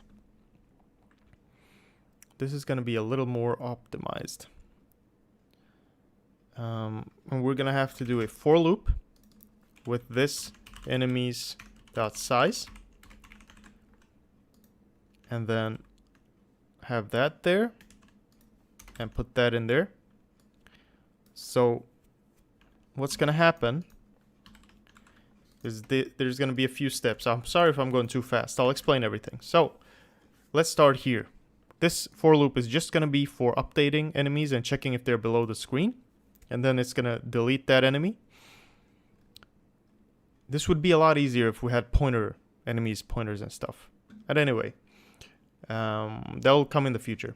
And this is just going to be for the attacking. So if we click our mouse, we'll delete an enemy. Now deleted is false, and I'm going to add that here. If deleted equals false, then the for loop is going to run. But in here, if I have clicked upon an enemy and it is erased and deleted, I'm going to add some points to myself, and I'm going to delete the enemy. But I'm also going to set deleted to true, and that will cancel the rest of the loop. Now you can use break if you're used to that, but I don't like using break because I can forget where I put breaks and it could just mess up the whole code and ruin other stuff. So this is a very simple way of just checking if we've deleted something or not. Once you set this to true, this will stop running. And that's very important because if you try to keep clicking and stuff, it might crash. So it's important to cancel out of the loop once you erase the enemy.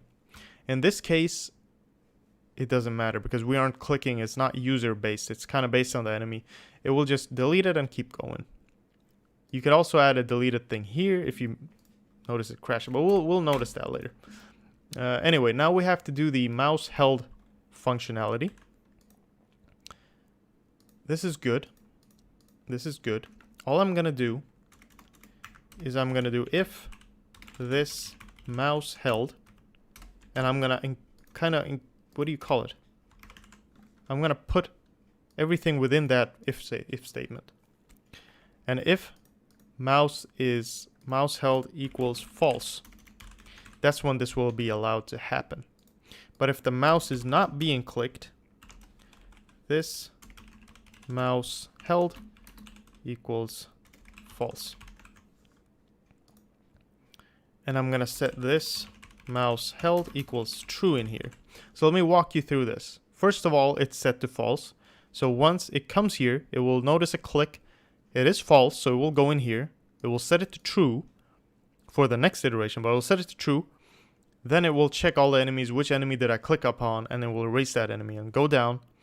And if I'm still holding it, there's an else statement here, right? So it's not going to go in here. It's going to go into the next loop. So we're coming here in the next loop.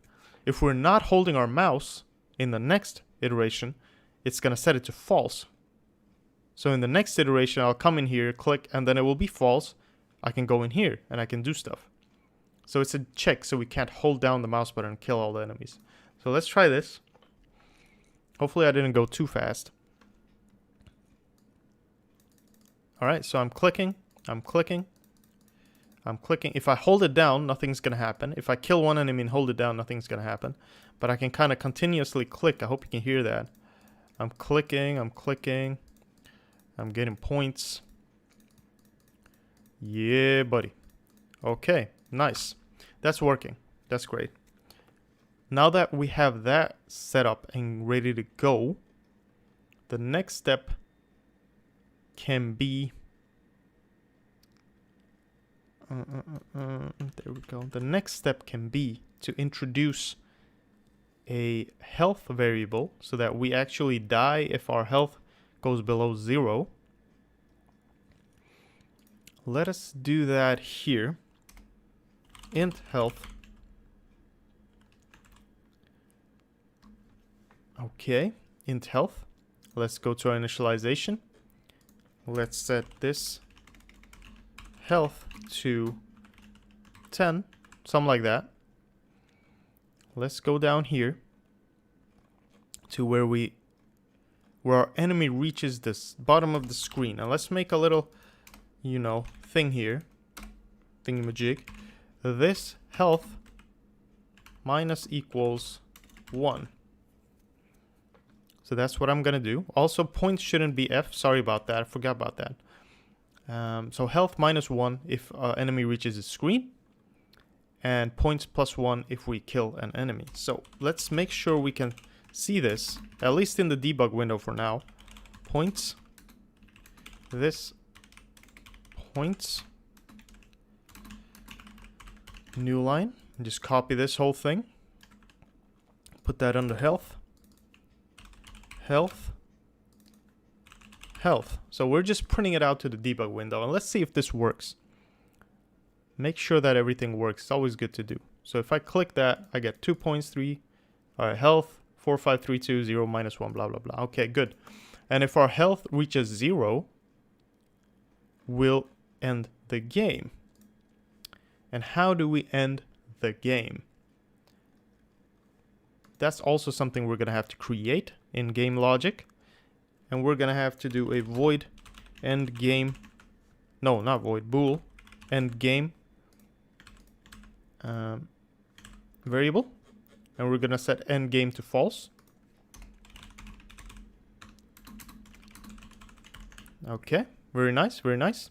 And our update, if this end game, if this end game is false, then we're gonna update everything. And we still want pull events because we want to be able to press escape and close the window. But everything else is going to be within this end game. I'll write it like this, so you don't get confused. Render, we want to render everything no matter what. But that's how we're going to do it. So our end game, when it's false, we're going to keep doing this. But if it's true, it's not going to do anything. Now, in our regular update function here, what I'm gonna do is that if this health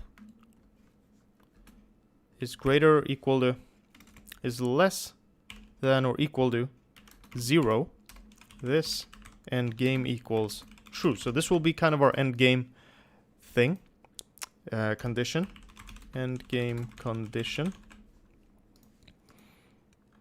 Good. So once that's true, we don't want anything to update anymore. Also, we want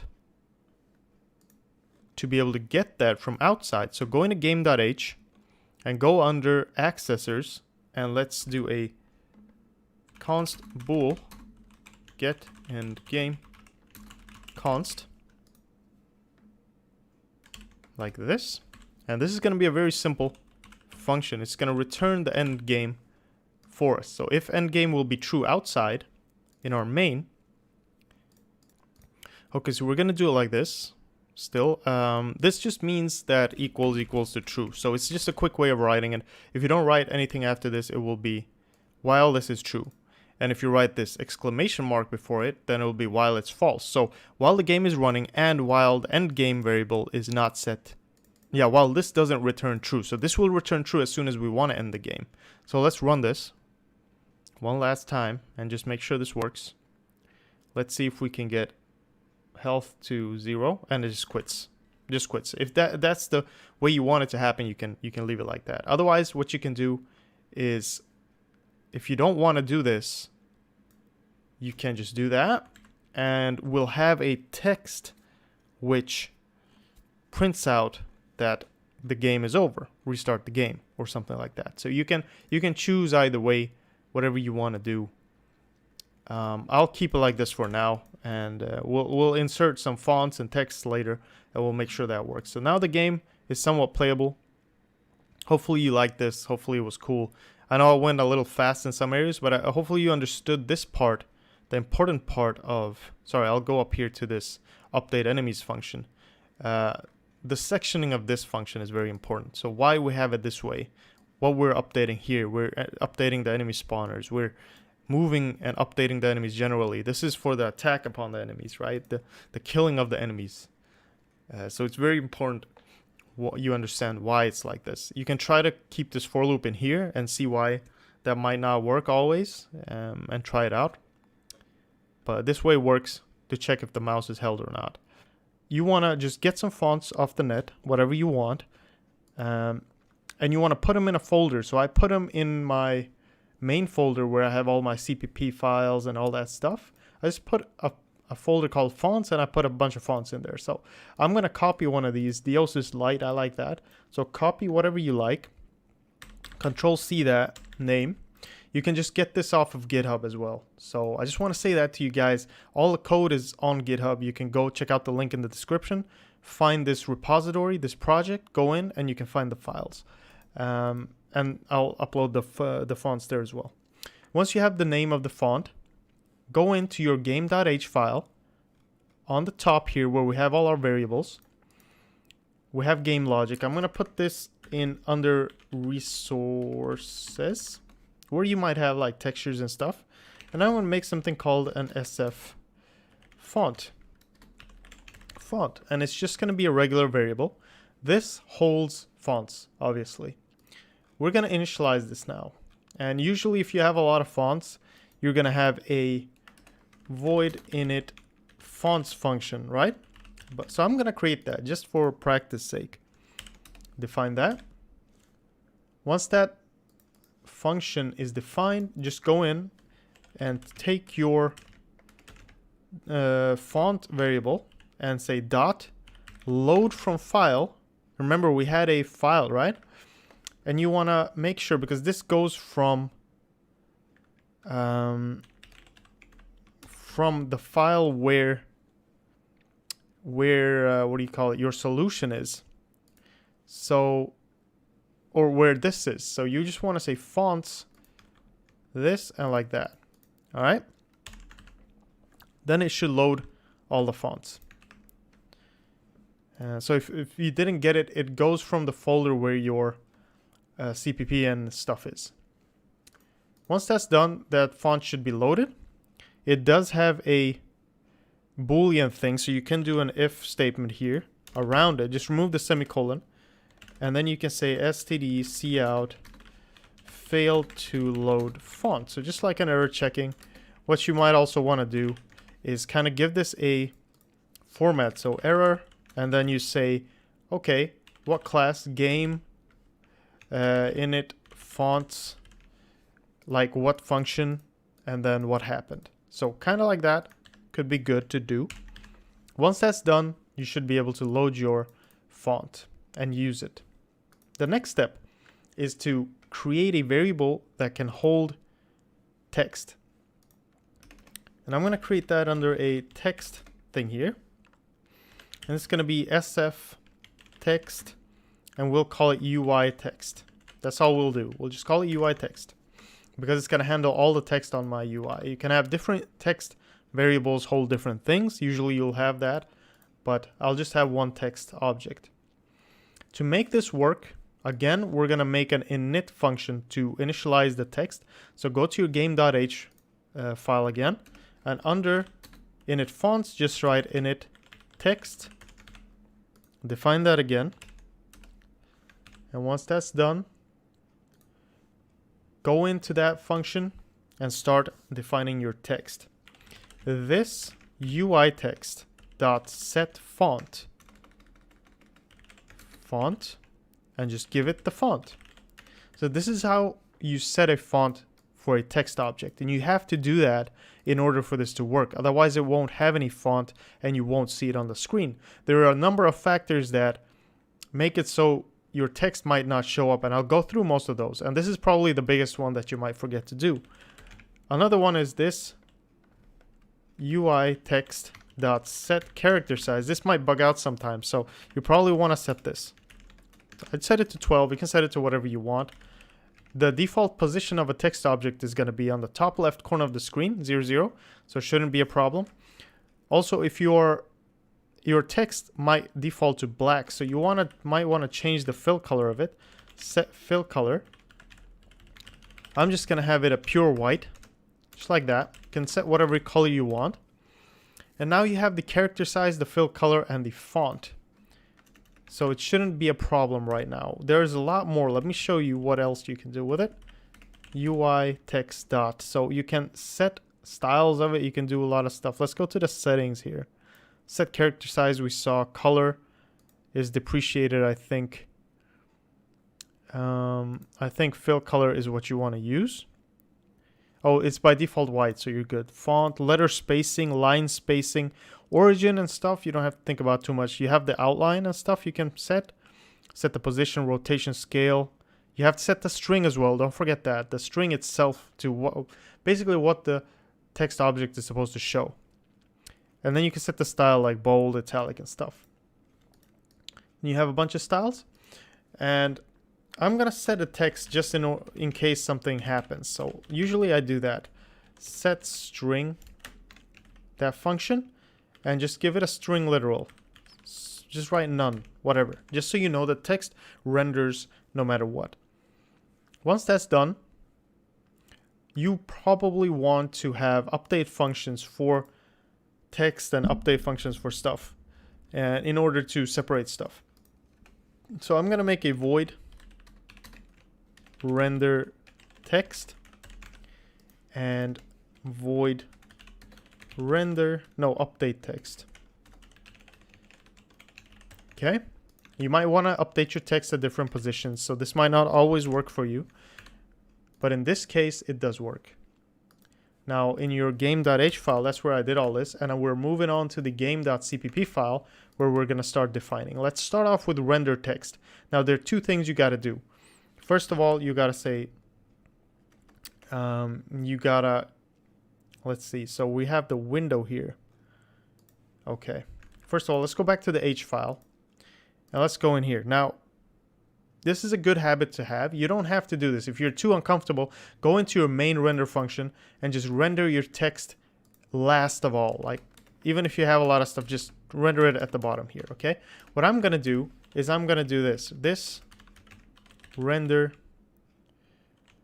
text, okay? Just there.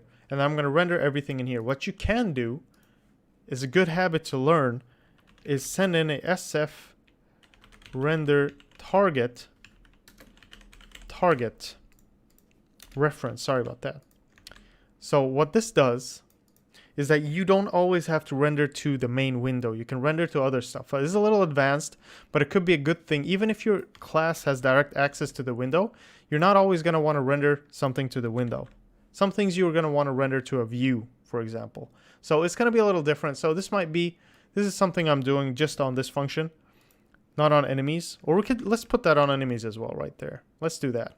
Okay. And let's go into the CPP file and just put those there. Okay. I understand it might be confusing. I'm just going to change this window to this, or just remove the entire this and say target.draw.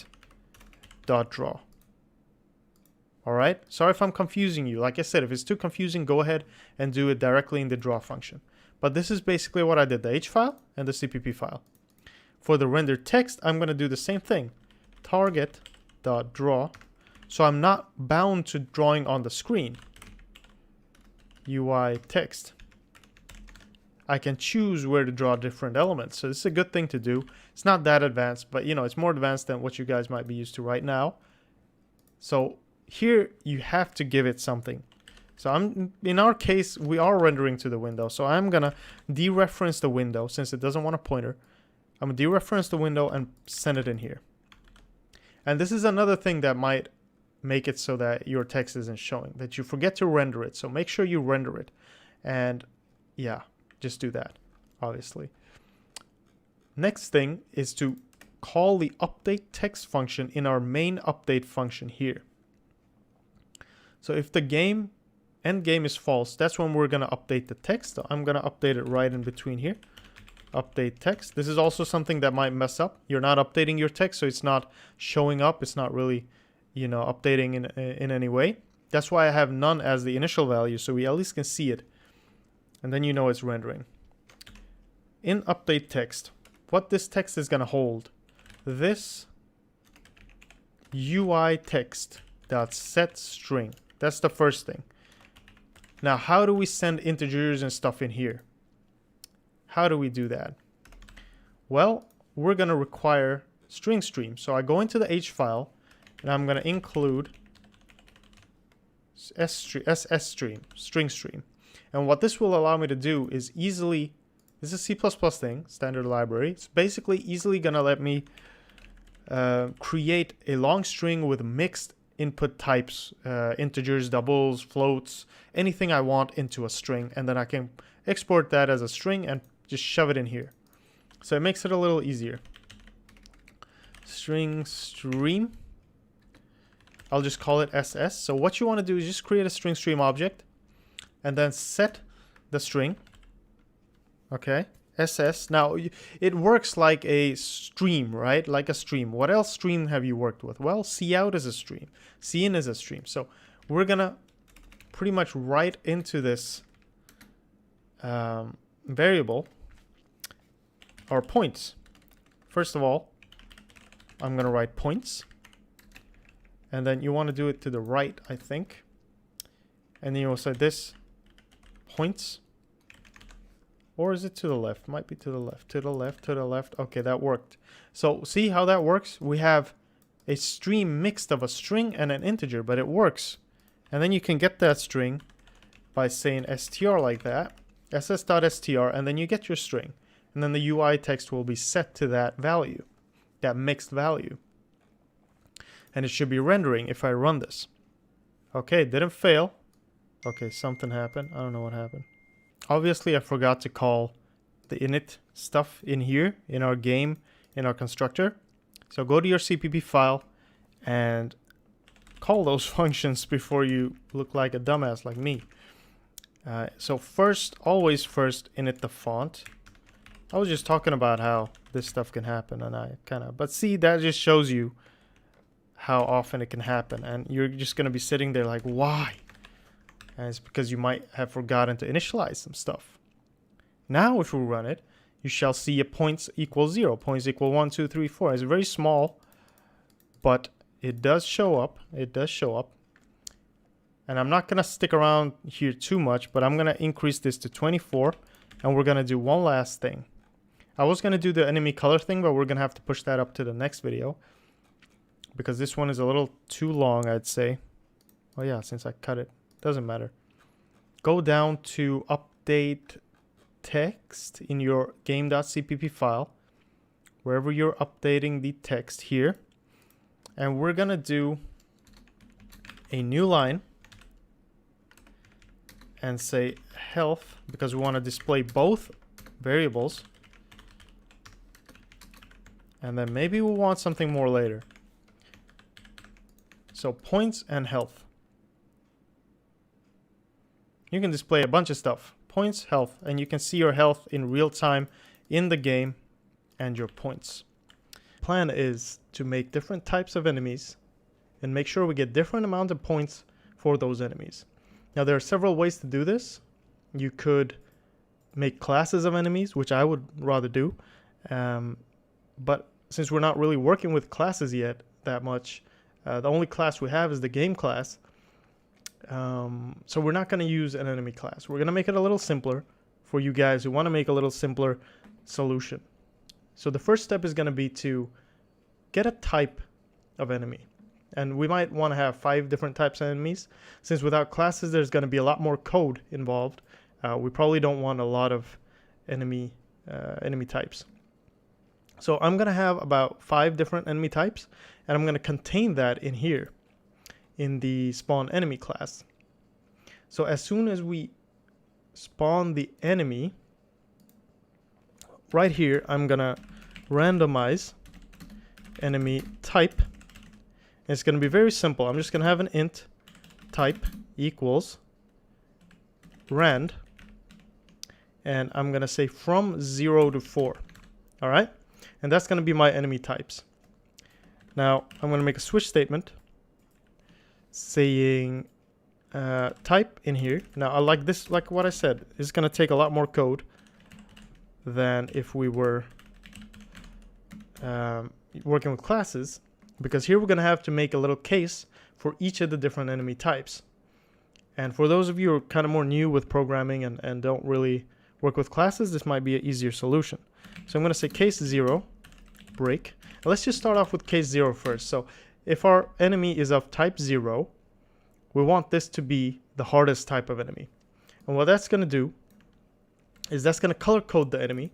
So the hardest, I want the hardest one to be magenta. All right, let's just say it's magenta. And that's going to mean that I want to set a size of the enemy. Now I'm going to go up here in the function. I'm just going to grab this line where we set the size. And I might want to just, or should we work in scales? Now we'll work with sizes. What we could do is we had the scale thing for, we had the scale thing for demonstration. I'm just going to leave it like that, and I'm going to copy this line and put it in my case right here. So the hardest type, I want that to be 1010, so very small, right? Just like that. And it's going to be color coded to magenta, so it's going to be that color. I'm going to copy this case, and now you can see why it's going to be a lot more code. And this would be something someone who's not used to working with classes, like I said, would do. So there we go. With classes, we might have just one line here, and it would solve everything. But for this sake, we'll do this. Now, the type 1 enemy might be a little easier, maybe 30-30. And we'll color code that enemy blue. This might be 50-50, and then we have 70-70 and 100-100. All right? And so blue, what else colors do we have? Maybe cyan there. I want the easiest one to be green. And I want this to be maybe red. Whatever, something like that. Once you have all this down, you might want to set the default case to just something, whatever, like that. Maybe yellow, so you know something went wrong in this randomization. But once these lines are set, you should be able to get your enemy out. And I'm going to remove that line because otherwise it's going to set it to green no matter what. We don't want that. It sets the position randomly. Okay, let's alter this as well. Test their colors and positions. Sets their positions randomly.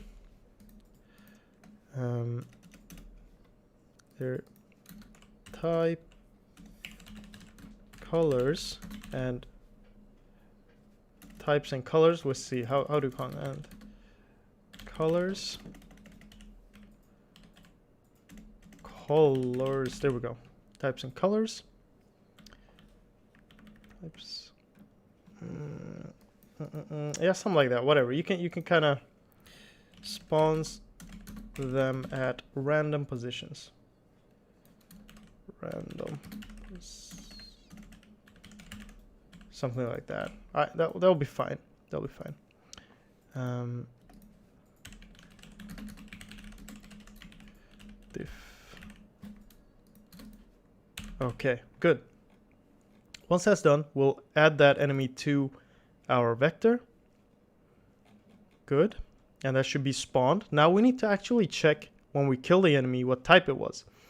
And like I said, we color coded them. So getting that type is going to be through the colors. And to get the color, this is when we get killed. This is where we kill the enemy itself. So if it contains, there we go, and we delete the enemy.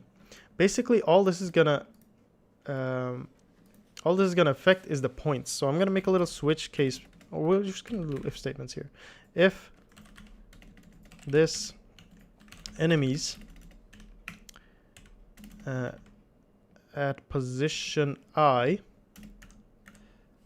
and we need to do that before we actually erase. Remember to do this before we erase the enemy. We don't want to do that after, because then you're going to try to access something that is after. There we go. We're just going to remove this points thing as well. Oh wait, keep it right now. We need to debug that. So dot get fill color.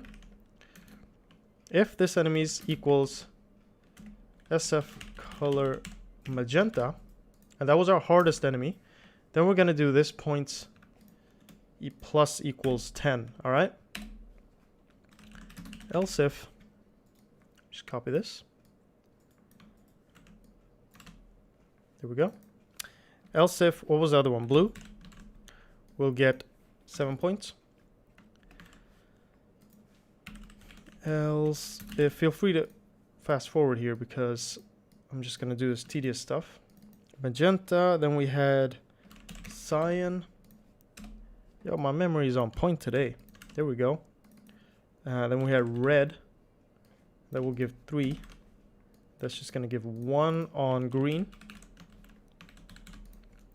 So basically, that's a long, what do you call it? Or a big bunch of code. Unnecessary big bunch of code. But for this sake, for this purpose, it's okay. So I just want you to remember that. This isn't the best way to do it. It's just a simple way for you guys who don't want to work with classes again. And we'll work with points here. Good. Good. Okay. So once that's done, you should be fine with the color coding and everything. If we run this, you know, fish for some of these bugs. We'll see if it crashes. Whoops. Okay. Right, did that work? Okay, did work, it seems. Yo, look at that. Okay. Okay, that's great. Oh, those are tiny, dude. Holy crap. Okay. Those are tiny. All right, but I'm getting a lot more points. Oh my god, I can't click those. Okay, there you go.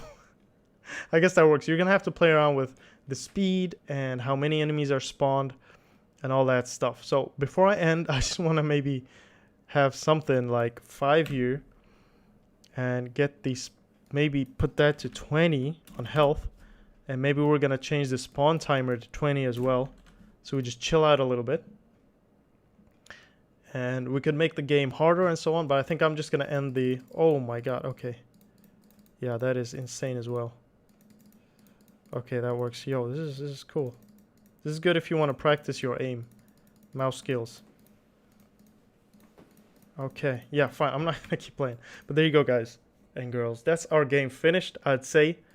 At least this one. In the next game, I'm gonna try to have a background. I'm gonna have to try to do some more cool stuff. Maybe use classes a little more.